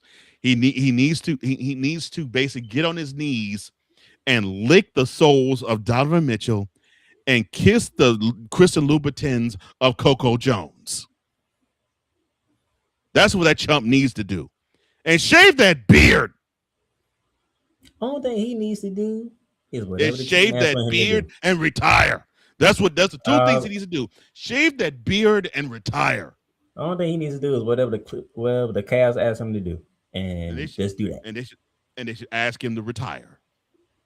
They're not going to ask him to retire. Why would they do such a thing? Because they didn't need him in this game. This is the most important game the Cavaliers have played probably since 2018. They didn't need him. And guess what? This is the most important game the Cavaliers have played in 8 years. They didn't need him. And you act like that's an issue. They won. They won. It is an issue. It is an issue because when it gets to the next round, and yes, I know that's the next round. Even that pitched effort, they won this series. They go to the next round. If they go to the next round, he gives you 9-6. They go get bounced. If they get bounced because Donovan Mitchell probably struggled, Evan Mobley probably struggled. Didn't you just come in and tell Evan Mobley that's what you need from him? Yes, and I still stand by that. And if he don't give you that, you gonna put it all on James Harden? That's because he's on the team. He gave me this, and I'm putting it on James Harden. I say if he doesn't give you this in the next one, you gonna put it on James Harden? I'm saying to you, Evan Mobley did give me 21, 12, and 6, and I'm giving James Harden to work. You don't. That's my point. You don't have to get James Harden to work. Evan Mobley showed up. Jerry Allen showed up. James Harden said, "I can take a step back. I don't have to force the issue." My thing is he should take the step back the whole time. That's how it should be because he's ineffective. What point do you have to have him be on this team? He's ineffective. And guess what? When they didn't have him, they didn't get to the Eastern Finals. And all of a sudden, he's on the team. They get to the Eastern Finals. Look how. And they still didn't need him.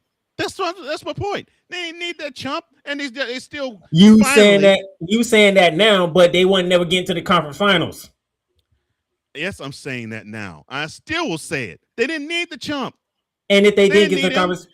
And yes, this is the furthest the Cavaliers have advanced in the NBA playoffs in 8 years. But they still did not really need him.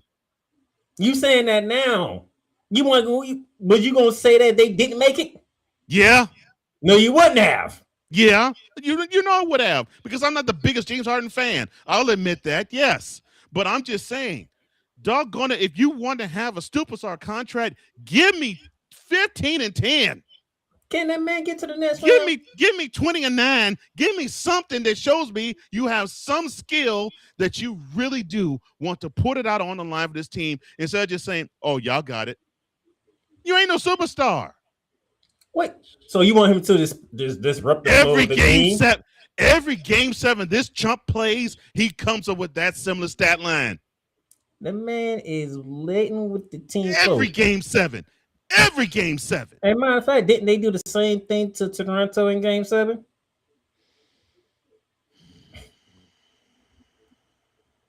Now he gets New York. Now we get to see how he plays against New York. Can we do that? Yeah. Can we do that? And if he disappears like he did in this series, you'll understand why I'm giving him this. No, I already know that, but guess what? I can give the man credit too for not checking out on the team. But I'm just saying you now. You understand why I'm giving this? You will understand why I'm giving this work now. Because that's why I know the hatred come from. Again, this dude wants to have top 5 point guard money, and he ain't worthy of that. And this performance is tantamount to it. Like you named how many players of this team that actually contributed to this game 7 victory more than he did? Quite a few. Mm-hmm. Guess what? Some goes like that. Some from the bench. And Harden contributed 9 points and 6 rebounds. 9 points and 6 assists. 9 points, 5 rebounds, 6 dimes. I'm sorry. Gave you effort for all 48 minutes. Well, how many minutes he played? Well, I know he didn't play in all 48, but still.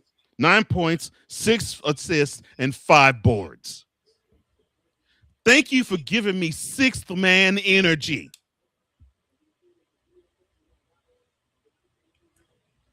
So all you suckers who saying that James Harden is this otherworldly player, he's not.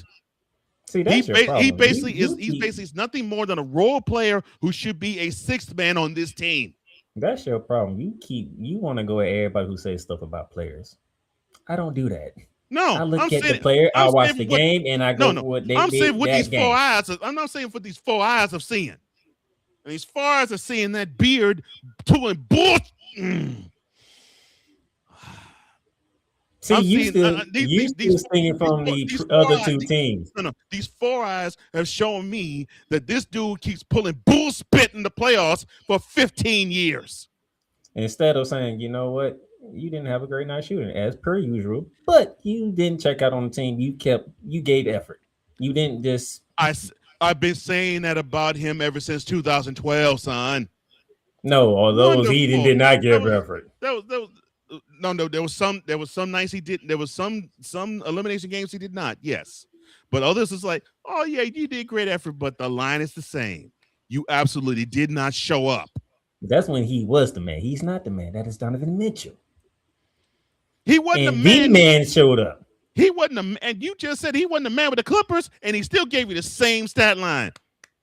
No, he gave as much evidence you could. Unfortunately, it just wasn't. It wasn't your night, as it always is not your night on the Game 7. And who did I bring up when you said the Clippers? Who did I bring up? You brought out the one who is the man on that team.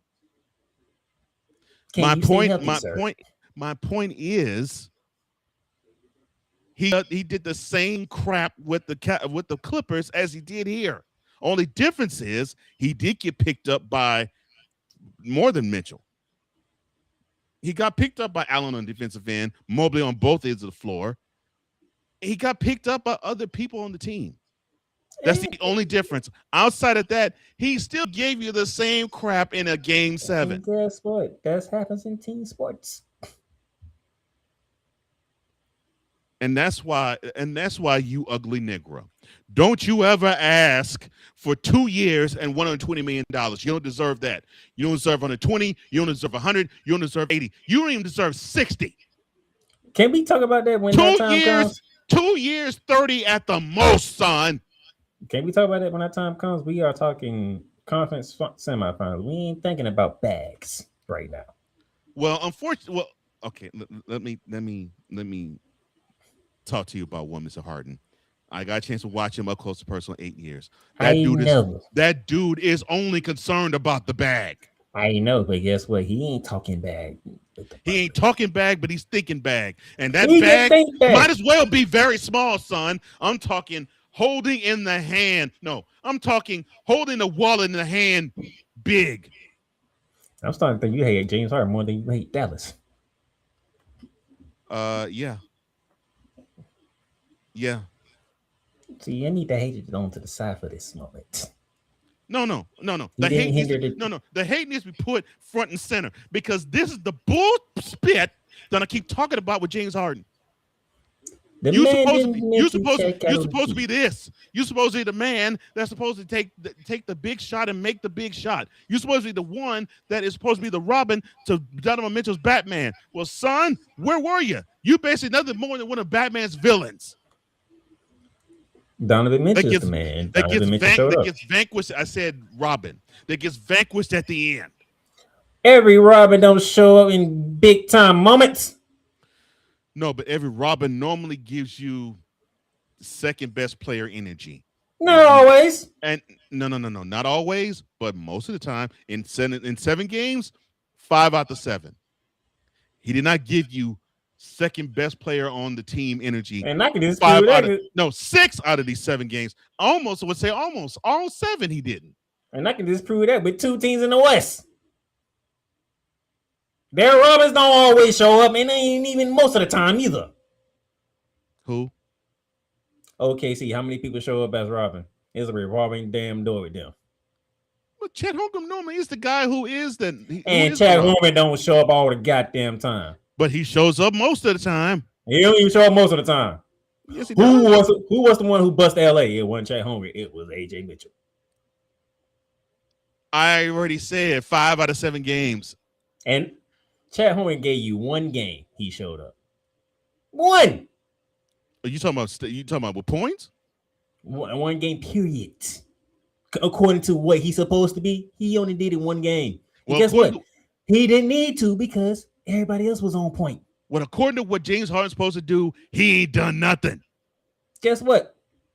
Who's the second best player on San Antonio? Who's the Robin to Victor Wembanyama? It's a revolving door. Well, probably what? Fox? De'Aaron Fox? You would think De'Aaron Fox, but that's a revolving door too. You don't got to rely on De'Aaron Fox to be the second best player on the team every goddamn game. Stephon Castle. Son, I said at least. You said 5 out of 7. 5 out of 7. I didn't say all every game. 5 out of 7. Real to you because Yeah, 5 out of 7. Is that every games? It's 5 out of 7 every game. 5 games. No, it's not. It only be 5 games. That's my point. The only 2 Robins I can think of that actually showed up every single game was when Kobe was the Robin, and when he served his time as the Robin. And before him, Scottie Pippen, when he actually decided not to have migraines in a basketball game. Now, if James Harden just didn't do nothing, he basically did next to. Like he did nothing, like he did with Houston. Then we can go.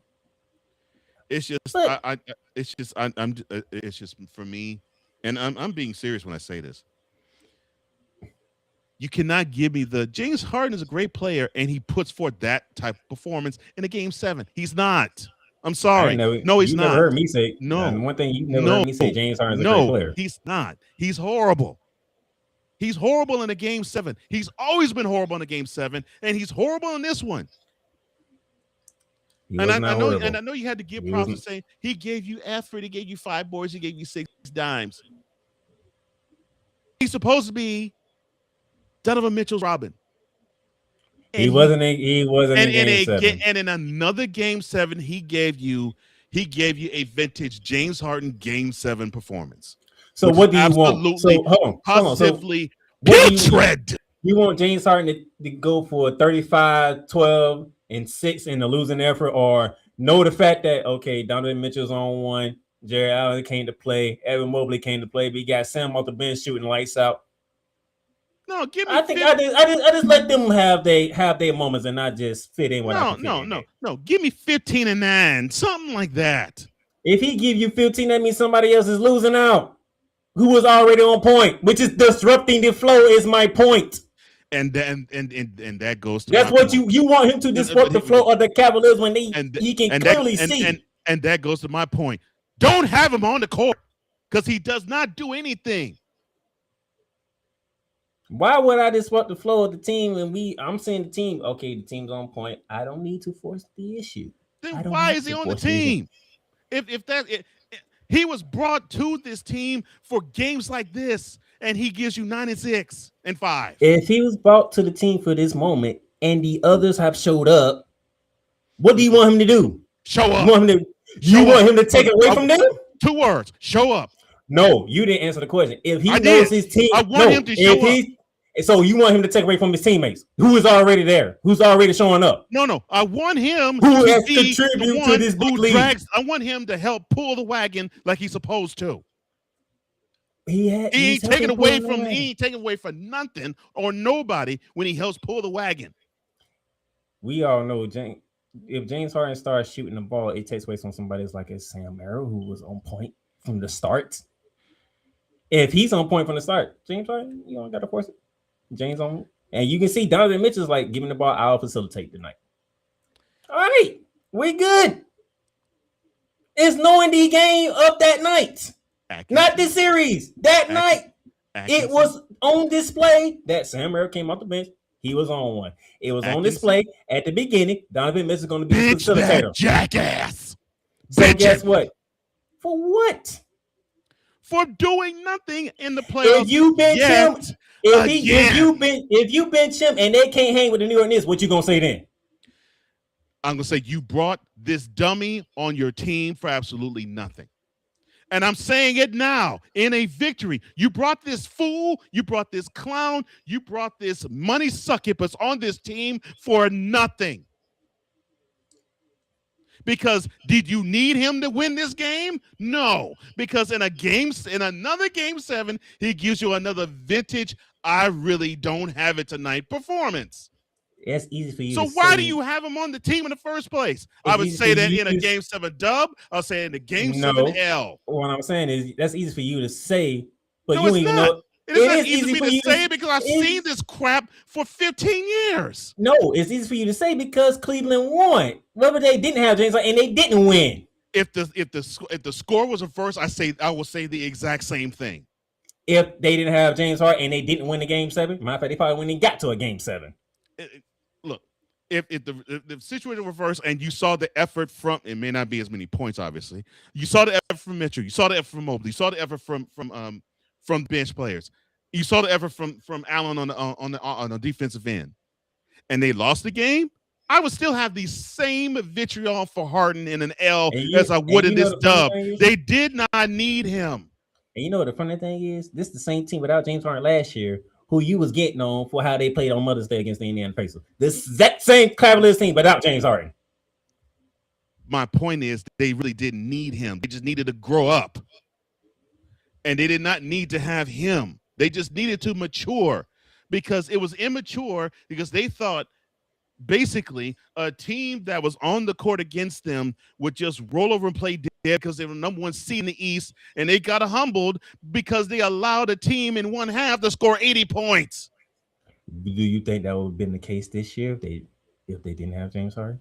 No, it would not have been the case because they matured.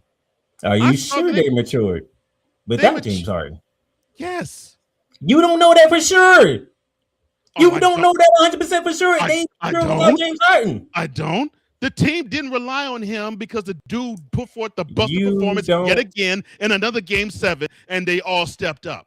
We don't know what goes on behind after the games. I can't say Garland because he is now a Clipper. But besides him, Mobley stepped up, Allen stepped up, Mitchell stepped up. Those are 3 other key pieces of the team. They stepped up. They stepped up. Can that be enough? No, I'm sorry. They got the win. I'm sorry. They stepped up huge. All 3 of them did. And they got the win. Yes. It's a team effort. They got the win, and they didn't need Harden. Jeez, you act like the man got to go for 20. The man knew what the night was. No. All right, y'all got it. He has to go for 20 if he wants to think and fancy himself as one of the best players in the league today. He is not. Off that. That is my point. Get off that. I can't get off that because he doesn't get off that. Let him. It's him. This dude still thinks he's one of the 5 best point guards in the league. He ain't even close. When he understands the flow of the team, why you want him to disrupt it so he can just go for 20? Because he needs to understand he is not that player anymore. How you know he don't understand that? They in the playoffs. Because he's still begging for money. He's still saying When has he said anything about money since the playoffs started? This move is about money. When have you heard him say anything about money since the playoffs started? I don't have to hear him say it's about money. I know his moves are about money. You can say you know his moves. I'm gonna put myself in position, because this is how he's moved on his NBA career. I'm gonna put myself in position so I can get the biggest bag I can get. The man has not been an issue with the Cleveland Cavaliers.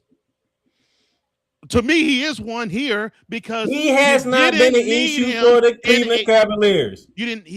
He's an issue here because this is the biggest game the Cavaliers have played in 8 years, and he gave you 9, 6, and 5. They just showed you it wasn't an issue. They literally showed you yesterday it wasn't an issue. This was the Cavaliers. They literally showed you yesterday it wasn't an issue. This Negro gave you 9, 6, and 5 in a game 7. Yes, and they won the game by 31 points. Flowing in a way that didn't need him to. In a game 7. And he would have forced the issue.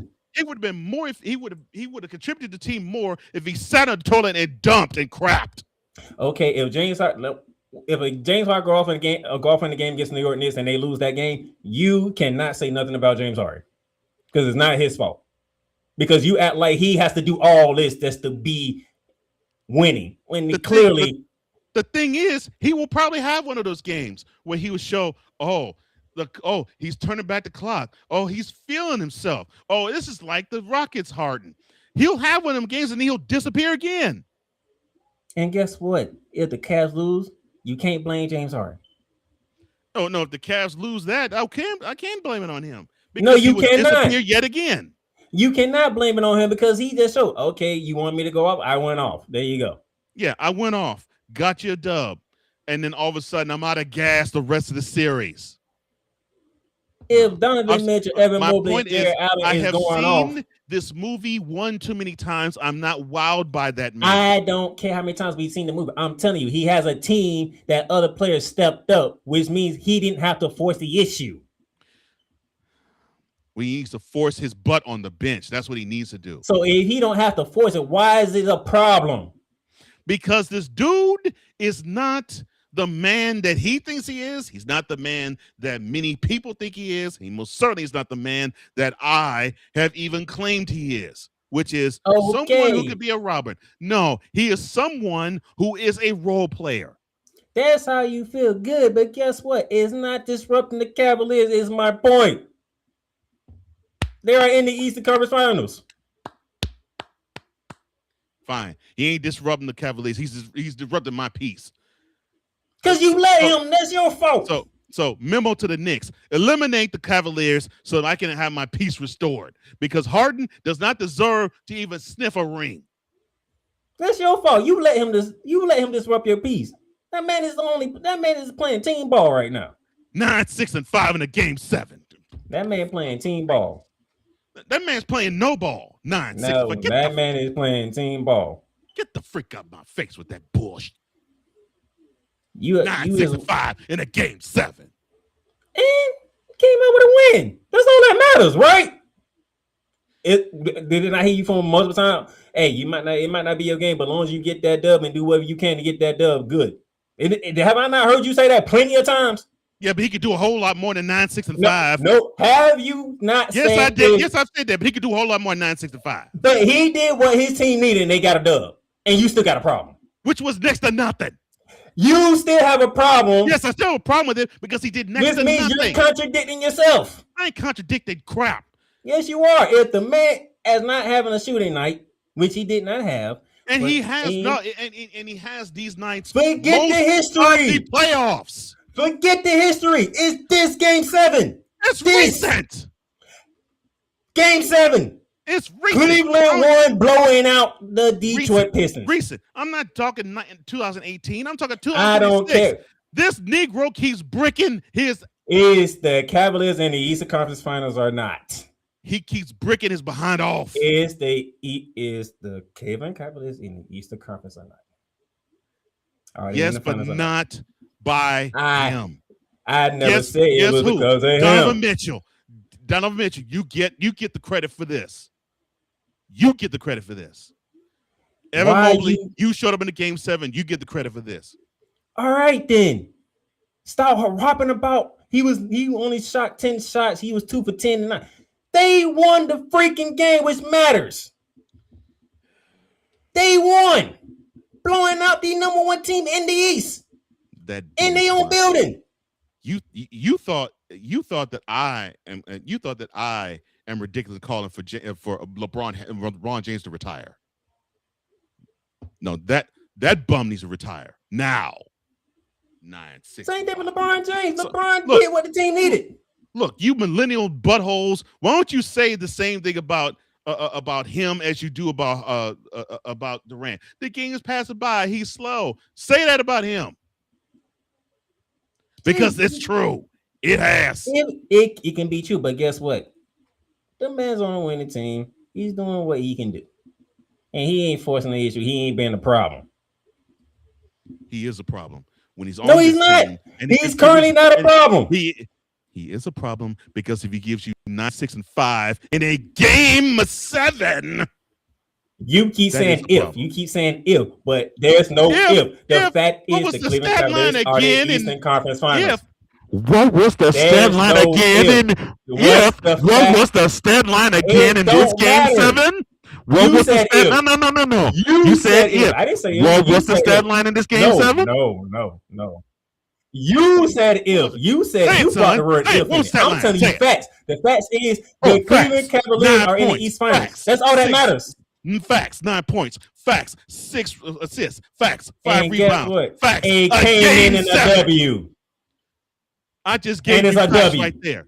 Yeah. It's a W. And that makes It's it a even more, W. and that makes it even more egregious. In a 31-point W, he No, gave it you 9 don't. points, 6 assists, 5 rebounds in a game 7. Which means No, the it don't. chump, It's because the other team. which means the chump needs to go into the front office of Cavaliers, put down his sneakers, and walk off the team and retire. What's the point in having him on the team? There's a difference between me and you brought up me playing basketball. When you know what the flow of the team is, you rock with the flow of the team. I got you don't that force point. the issue. And I know you that don't, better but you than keep me. hopping on the same thing. I know you know this because you played the sport. I only coached it. But still, I'm telling you, he went with the flow of the team. Can he not go with the flow of the team? Yes, and I got what you're saying, and I understand the concept. You know I understand All the right, concept. then. He won. But the Negro is nothing. No, who didn't go the have I ever said anything like that? Game all you want. The Negro's nothing. Did I say anything like that? I said the man did what he needed to do. Then why did we publicize? Not talking about shooting lights out. I'm talking about media in general. Why did we publicize him being traded for Garland to the Cavaliers so that this was supposed to be the move that's going to propel them to possibly an Eastern Conference championship?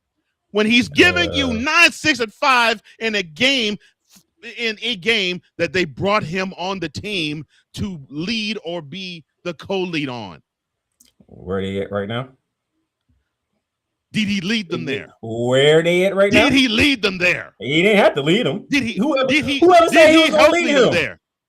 Who said he was going to lead him? Everybody knew that was Donovan Mitchell's team.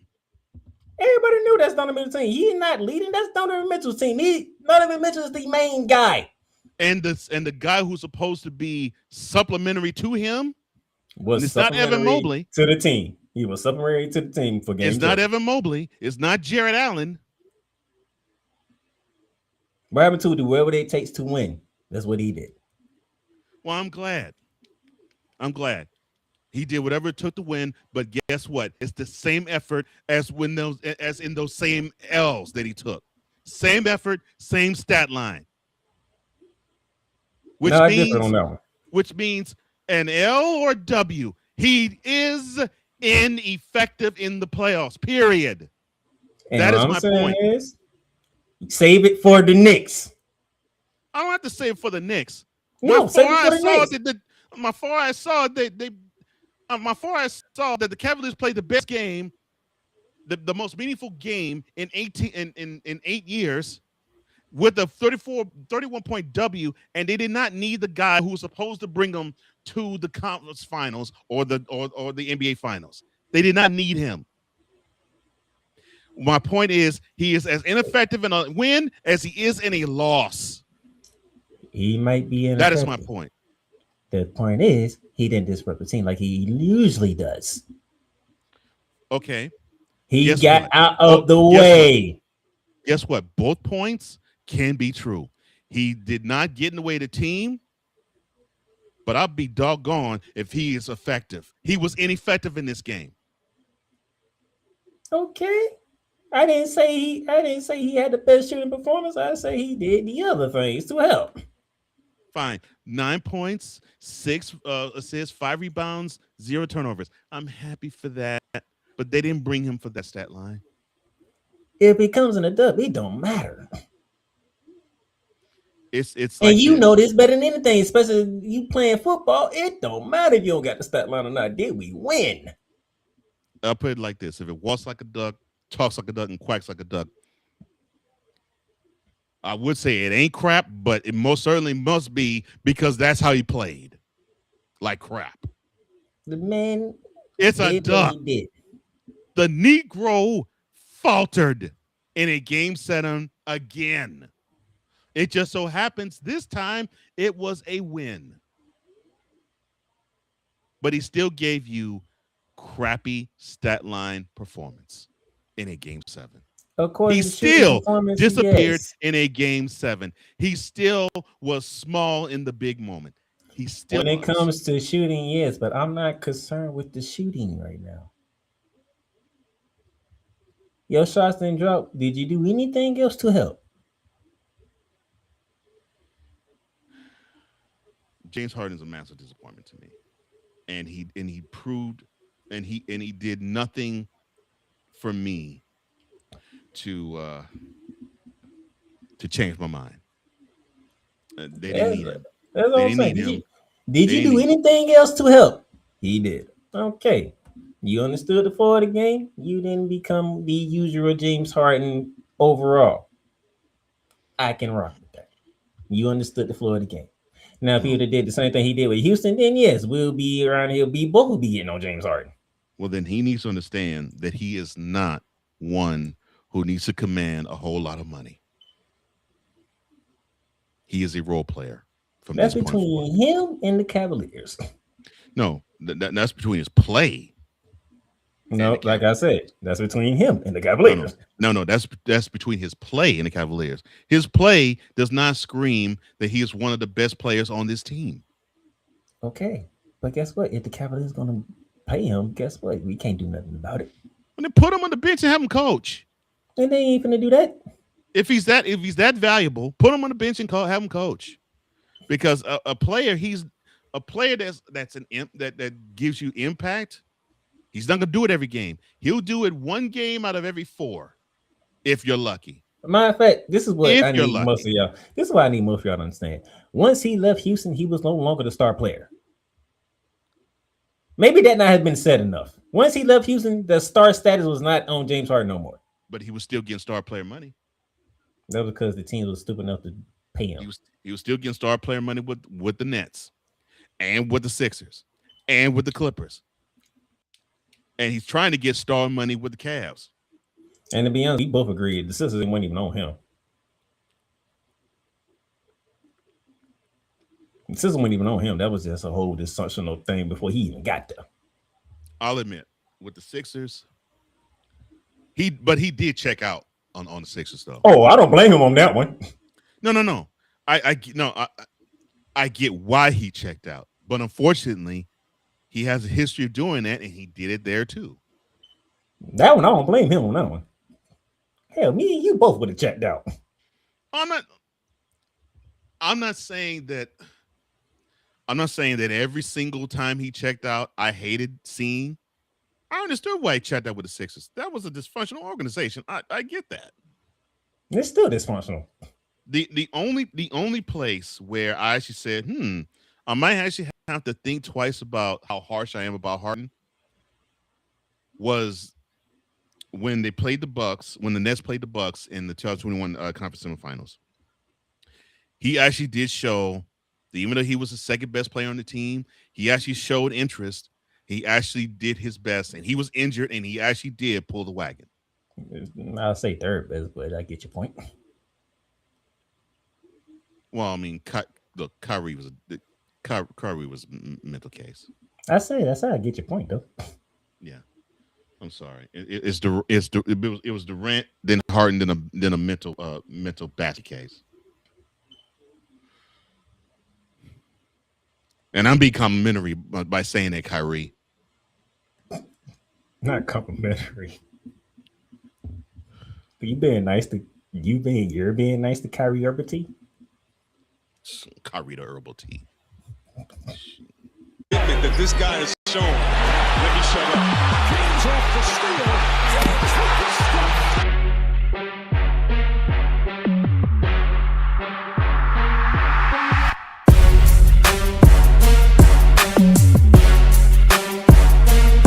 Rebound by Adams, his 6th. Morant blows by Primo.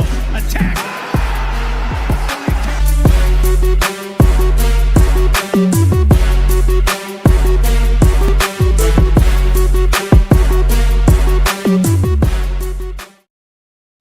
Join Ryan McCarthy I became a Jets fan because Kurt the Frog was my favorite Muppet because he was green, and the Jets wore green.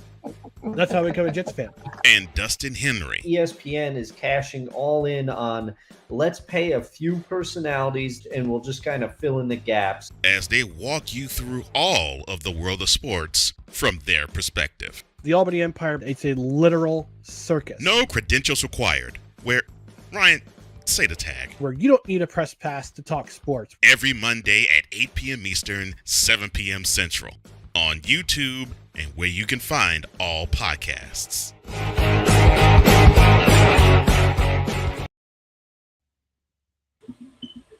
That was a very riveting conversation. Welcome back to Shooting Lights Out. Well, yes, I do not like James Harden. Yeah, obviously, you can't stand James Harden. If you thought I hated Dallas, I have a love affair with it. Look, seriously, I love the city of Dallas because I have some special people who live there. Oh no, we know you hate the fan base. The fan base is what I can't stand. I love the fan base compared to Harden. I'll put it like that. This stemmed from him being in Houston. Yes. Got some games for you to watch as we continue on here. Tonight, the Washington Mystics take on the Dallas Wings in Dallas. Dallas favorite in this one, 8 p.m. And then the Kinetic Sun take on the Portland Fire, with the Portland Fire favored by 4.5 points at 10 p.m. Eastern Standard Time. Now, normally I'll get on the WNBA, but NBC, Peacock, what is y'all doing?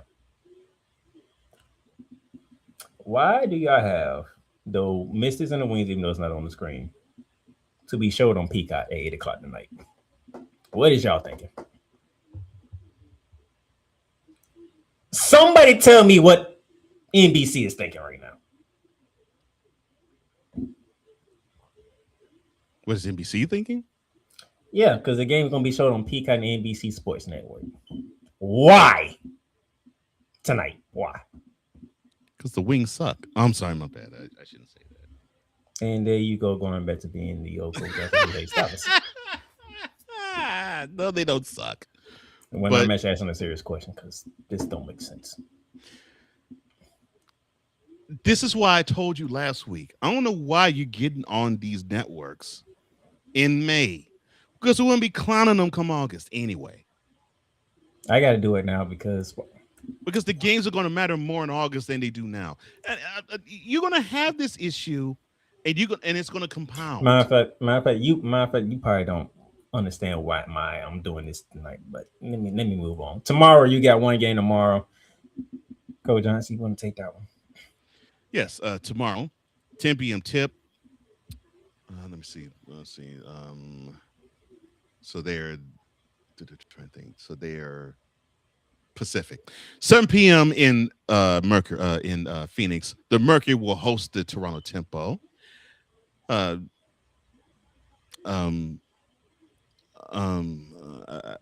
guess we ain't televising Jack. No, they're not televising that game. That's what I'm saying. I guess we ain't televising Jack. And then the NBA Conference Finals in the East, the Cavaliers versus the Knicks, the Spurs in the West versus the OKC Thunder. How ironically, for once in the NBA, the 14 people thought would be in the Final Four are actually in the Final Four. And that's where the networks are concentrating their efforts now on the NBA. Starting in the East, the aforementioned Cleveland Cavaliers going against New York Knicks. That series begins tomorrow. And if you want the playoff schedule, there you go. Exclusively on ESPN and ABC. Game one would be at all these games. Yeah, every other day. All these games would be at 8. I think, all these games. Yeah, all of them. Maybe game 7 might get changed. If we get to a game 7.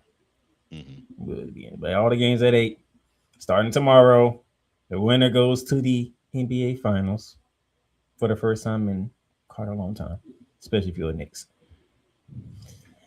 And then, Mr. Jones, I'll let you have this side so you can see where I'm going off on NBC and Peacock when the Spurs and the Thunder go ahead tonight. Okay, so the Spurs and the Thunder, basically, I think the series that we've all been wanting to see almost all year long. It tips off tonight. And this series is fully covered on NBC and Peacock. Of course, game 1 will begin tonight. And of course, you have game 2 Wednesday, game 5 Friday, game 4 Sunday, Game 5, if necessary, which more than likely probably will be next Tuesday. Game 6, if necessary, next Thursday, and Game 7, if necessary. On Saturday, What's that? What's but that tip off the time time? might change. The What's tip-off that? time for tonight's game is 8:30 p.m., and that is the tip-off times for games 1, 2, 3, 5, and 6 currently. Oh, what's the tip off time for that game again? 8:30 p.m. Eastern, 7:30 p.m. in Oklahoma What's City. the tip off time for the misses and the wings? Tip-off time for the misses and the wings is 8 p.m. What did I say to you? These networks are concentrating their efforts on the NBA. And this is what makes it unfair for the WNBA to have their season start now, because they're going to be overlooked because the NBA takes center stage. Because these networks are saying, well, more eyeballs are brought to the NBA, and more money has been sunk into the NBA than the WNBA. Is that fair? No, it's not. But unfortunately, that is what we're seeing. So that's why I'm like, you're gonna have this same complaint come August. Oh, the complaint are going to be different. And I'm not saying you're wrong in this one, but I'm like, this is open and shut and easy to explain. I'm like, and that was a focus on the NBA. So why would you put it on Peacock anyway? Is my point. Because the networks are focused on the NBA. All of NBC is focused on NBA. You could have left it off Peacock. You don't have to put those Mystics and everything on Peacock or NBC Sports. I'm not saying you're wrong, but that's just how they are. They're just focused on the NBA. Then be focused on it. My point is be focused on the NBA. That's what they are doing. You can't be doing that if you're trying to put WNBA games on your network too. Well, you see the ain't. Oh yeah. Just to give you a little preview, you're gonna put the misses and the wings, which is probably gonna be a good game, by the way. At 8 p.m. Why would you do that when everybody wants to watch the conference finals? That is not helping your viewership, NBC. They don't care. That's my point. Because they got that money. That's why they don't care. Hey, we want to help the WNBA get more views. Why would you put it on the matter of fact, not even the same day? Just 30 minutes apart from each other. Why? Because the way they're focused, the WNBA's main season would be September and October. You could have put the misses and the wings at 6 o'clock. At least we can get the first half of the game. I say it again. The focus, when they said we're going to focus more on WNBA play, it's more towards September and October, not May and not early June. I'm not saying that's wrong. I'm right, because it is wrong, but that's just how they are. I hate it too.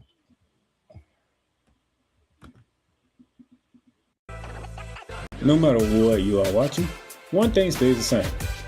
You gotta represent your team the right way.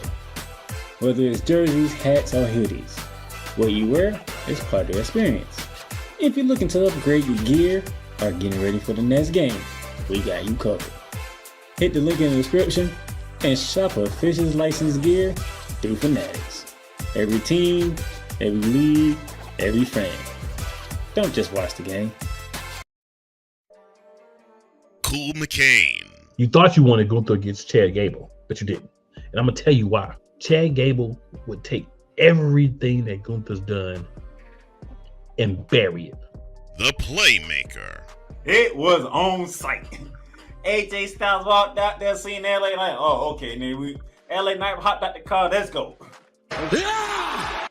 Break down everything in TNA, AEW, and all of the WWE programming. Join these two kings, monarchs of wrestling, live every Monday at 6:30 p.m. Eastern, 5:30 p.m. Central, on the Playmakerz Sports Talk YouTube channel.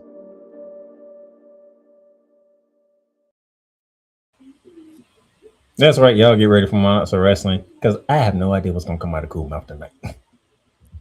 You don't? I have no idea what's coming out of Cool Mouth tonight. Oh, it'll be good to see you two again. I have Talking wrestling. I have no idea what's coming out of his mouth, and I'm pretty sure it's not gonna be pleasant. You never know what's coming out of his mouth. Because I know it's not gonna be pleasant because WWE is not doing anything positively right now. We're not doing anything positive right now. So I'm just going ahead and throw that out there right now. Well, I mean, you had Io Sky and Nokura. They got married. That's positive. When I say WWE, I was thinking of Paul and TKO. I love it when he talks about Paul. I love it. I did that just for you. I know you did. But ladies and gentlemen, that'll do it for me today. What? Because what's coming up is all of this man here. So y'all have fun. This goes to best woman player in the world. You're talking about the word integrity? Because they don't have any. You ain't got no balls, do you? WNBA owners, you ain't got no balls, do you? Really? Really? So we should just tip our cups, throw through ice cubes in a small glass, and just tip the brown liquor. You talk about compromising? Because they'll be compromised doing it. It's on. It's the utter blasphemy. I'm sorry about that. Professionalism.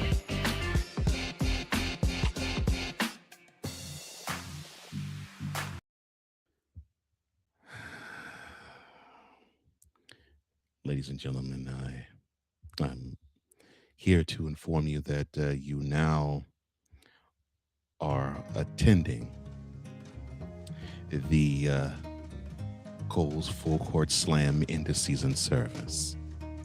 We are going to pay tribute to the teams that came oh so close, but yet they are so far away. We're going to be performing in the season services for the Pistons, the 76ers, the Timberwolves, and the Lakers. We feel horrible that the season's journey is over for these teams. Unfortunately, the show must go on. Now, the first bit of rights reading we're doing is going to be directed toward the Pistons. I don't understand what we were doing, Pistons. I mean, you already erased a 3-1 series deficit in the series before and took control of game 6 in that series when you were down double digits.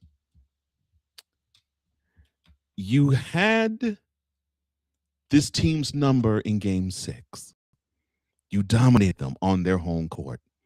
Then you come to Little Caesars Arena and you allowed a Hollywood couple to pimp slap all of you silly. 125-94, and it made even worse by the fact that James Harden only gave you 9.6 assists and 5 rebounds on 2 of 10 shooting, and you still got your butt whooped by 31 points.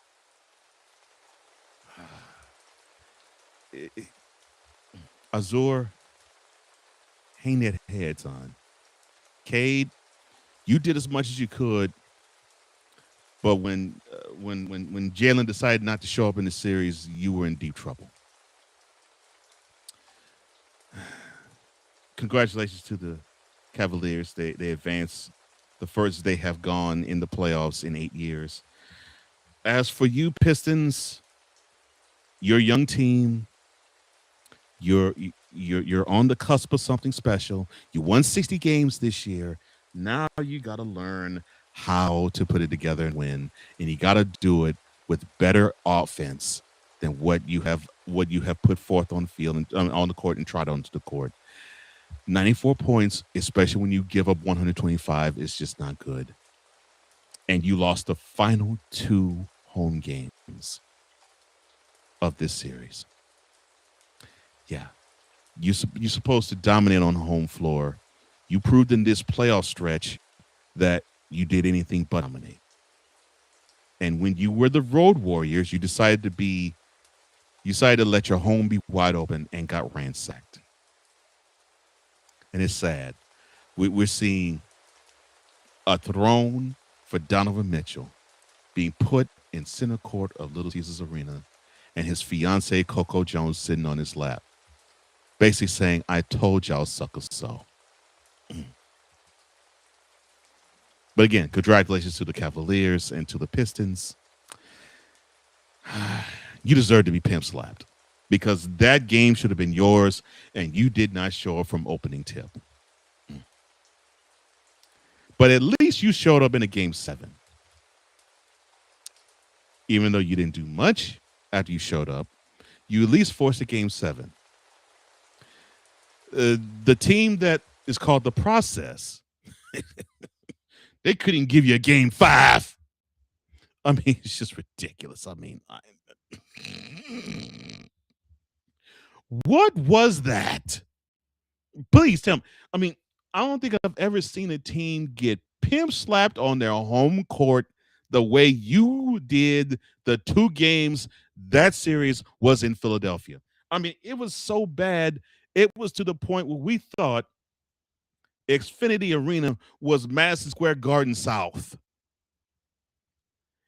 I mean, Knicks player thought that they were at home. They played like they were at home, and they treated your arena like you were at home, and they treated you like they were home, and they treated you like welcome mats. I mean, you just got demolished and destroyed and buried. So, Mr. Embiid, you said that you were proud of where you've gone, and I get that you were injured a little bit and you came back. But here's the thing. You are an oft injured player. As talented as you are, you're oft injured. That's a problem, son. And this is the best your team is going to get with you. The only saving graces of the Sixers really would be what EJ Edgecombe and Tyrese Maxey. That was the only 2 saving graces. And yes, you put forth an effort in the previous series against the Celtics, and you got that proverbial monkey off your back. But then you played a better team, a hungrier team, a team that really wanted to prove something, and they proved that you just were not even close to their league. Well, to the Knicks, the victors go to spoils, and thanks to the Cavaliers pimp slapping the Pistons, now the Knicks actually have home court advantage in the East Conference Finals.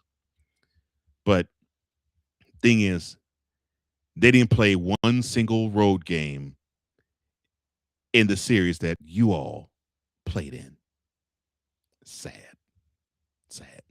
But I would say that's sad, but I think what's even sadder would be a guy who was a competitor decided to dap up a team long before the series and the game was over. Look, I have a lot of respect for the Timberwolves. I have a lot of respect for Anthony Edwards as well. And they did their thing in the series against the Nuggets. They beat them down in 6 games, and they actually called out Nuggets and said that they just were not a defensive solid team, and they proved that they weren't. I mean, the Nuggets proved themselves they weren't, and the Timberwolves proved that the Nuggets weren't. And then they went into a series where the Spurs much younger, much hungrier, much fresher of legs, much more talented. And then when the beatdown happened, 8 minutes to go in game 6, down 30, Mr. Edwards decided to dap up the Spurs bench and the coaching staff. Well, you should have done it in game 1, son. And yes, I know you won game 1. You should have done it then, because then you would know. Then they would know that basically, sir, you're a punk. Now, I don't think you are, but you gave off that energy. And I know some would say, well, you'd say that he was a punk for doing that. You would say he was a punk if he did what Isaiah Thomas did 35 years ago when he just walked off the court and didn't dap up Jordan and the Bulls. It's protocol. Fight until the end. Or at least fight until pretty much it's the end. The coach waved the white flag with 8 minutes to go in the game.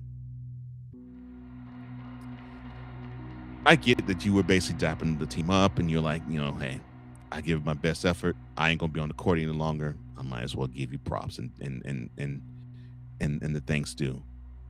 Well, Timberwolves brass, you have a decision to make. Julius Randle is not it for you. He just isn't. I mean, if you're getting better effort from Jared McDaniel and Naseem Reed, then no. I would say that Randall is Mr. He's going left, but no, it's Mr. He's going away. Because when the playoffs happen and when you get a presence like Victor Wembanyama down in the low blocks, you might as well just simply wave the white flag and wave the surrender right then, because Randall is not going to do anything. But at least the Timberwolves did something. The Lakers, on the other hand, they did nothing. They couldn't do anything. So I want you to bow your heads. Lead you in prayer. Father God, in the name of Jesus, I thank you for this wonderful day, for this wonderful occasion, as we read the last rites of one LeBron James, and we read the last rites of the 2026 Los Angeles Lakers NBA season. Your word says that blessed are those who mourn, for they shall be comforted. There's a lot of Lakers fans that are mourning. They're mourning. But they shall be comforted by you. You said that weeping may endure for the night, but joy comes in the morning. So let the joy come in the fact that the Lakers will rise again. They will be standing tall. They will be the team that everybody envies. It just won't be anytime soon. Your word says that that the fear of you is the beginning of wisdom. And in all our getting, we should get understanding. Well, Lakers fans should get the understanding that the team is horrible. Yes, I know. You can't say that because they were the playoffs. They won a series. Yes. But we all know, Lakers fan, you don't praise a Lakers team for a successful series victory. You praise them for a successful season ending in a Larry O'Brien trophy hoist. This was a horrible season. And now y'all have to rest in peace. I'm so sorry, Lakers fan. I'm so sorry.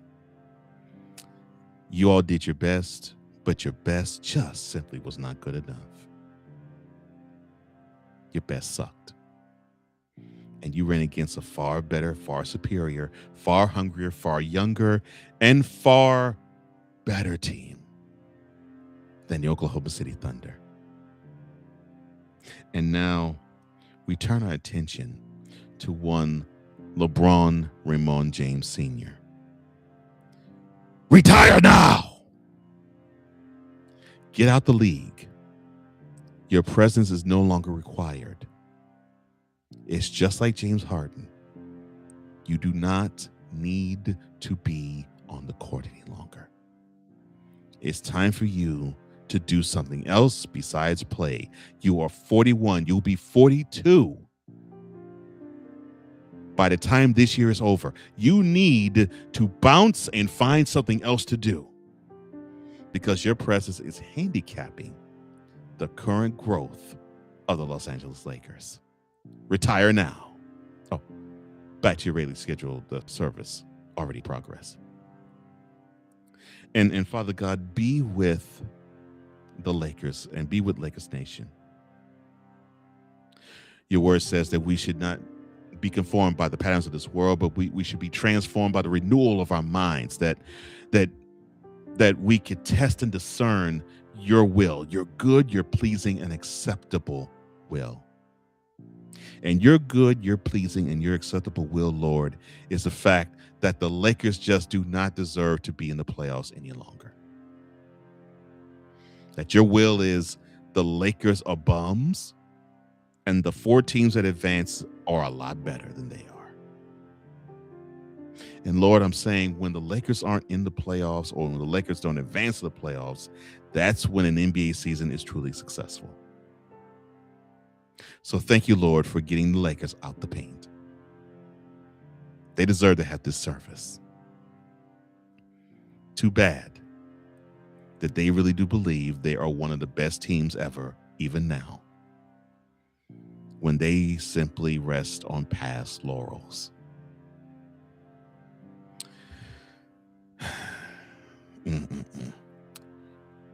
To the Pistons, the Timberwolves, the Sixers, and the Lakers, wonderful season. Job well done. You advanced further than 22 other teams did. And unfortunately, you won't advance as far as 4 others. But as I say again, you advance further than 2/3. No. Yeah. 2/3 of the league. Take a bow. Take a bow. Oh, and as for the Knicks, don't get too happy. You won't get to see this. You just won't. Oh, one more thing. I love Dallas so very much. I'm coming home.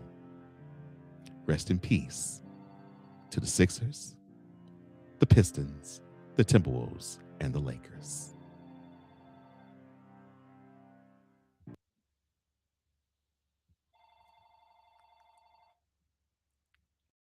You've done good. You've done great. But you can't stop here. You can't stop now. You gotta keep going. Through all your trials and your tribulations, you gotta keep pushing. Now, finish your canvas. Yeah, gotta get it out the mud, that's the only way to win. Who am I to point the finger like I never ever seen? Been through the ups and downs like the letter N. They don't let you through the door, better kick that bitch again. Cause that's the only way to win. That's the only way to go. Gotta get it out the mud. Gotta get it out the flow. Cause that's the only way to go. Let's go.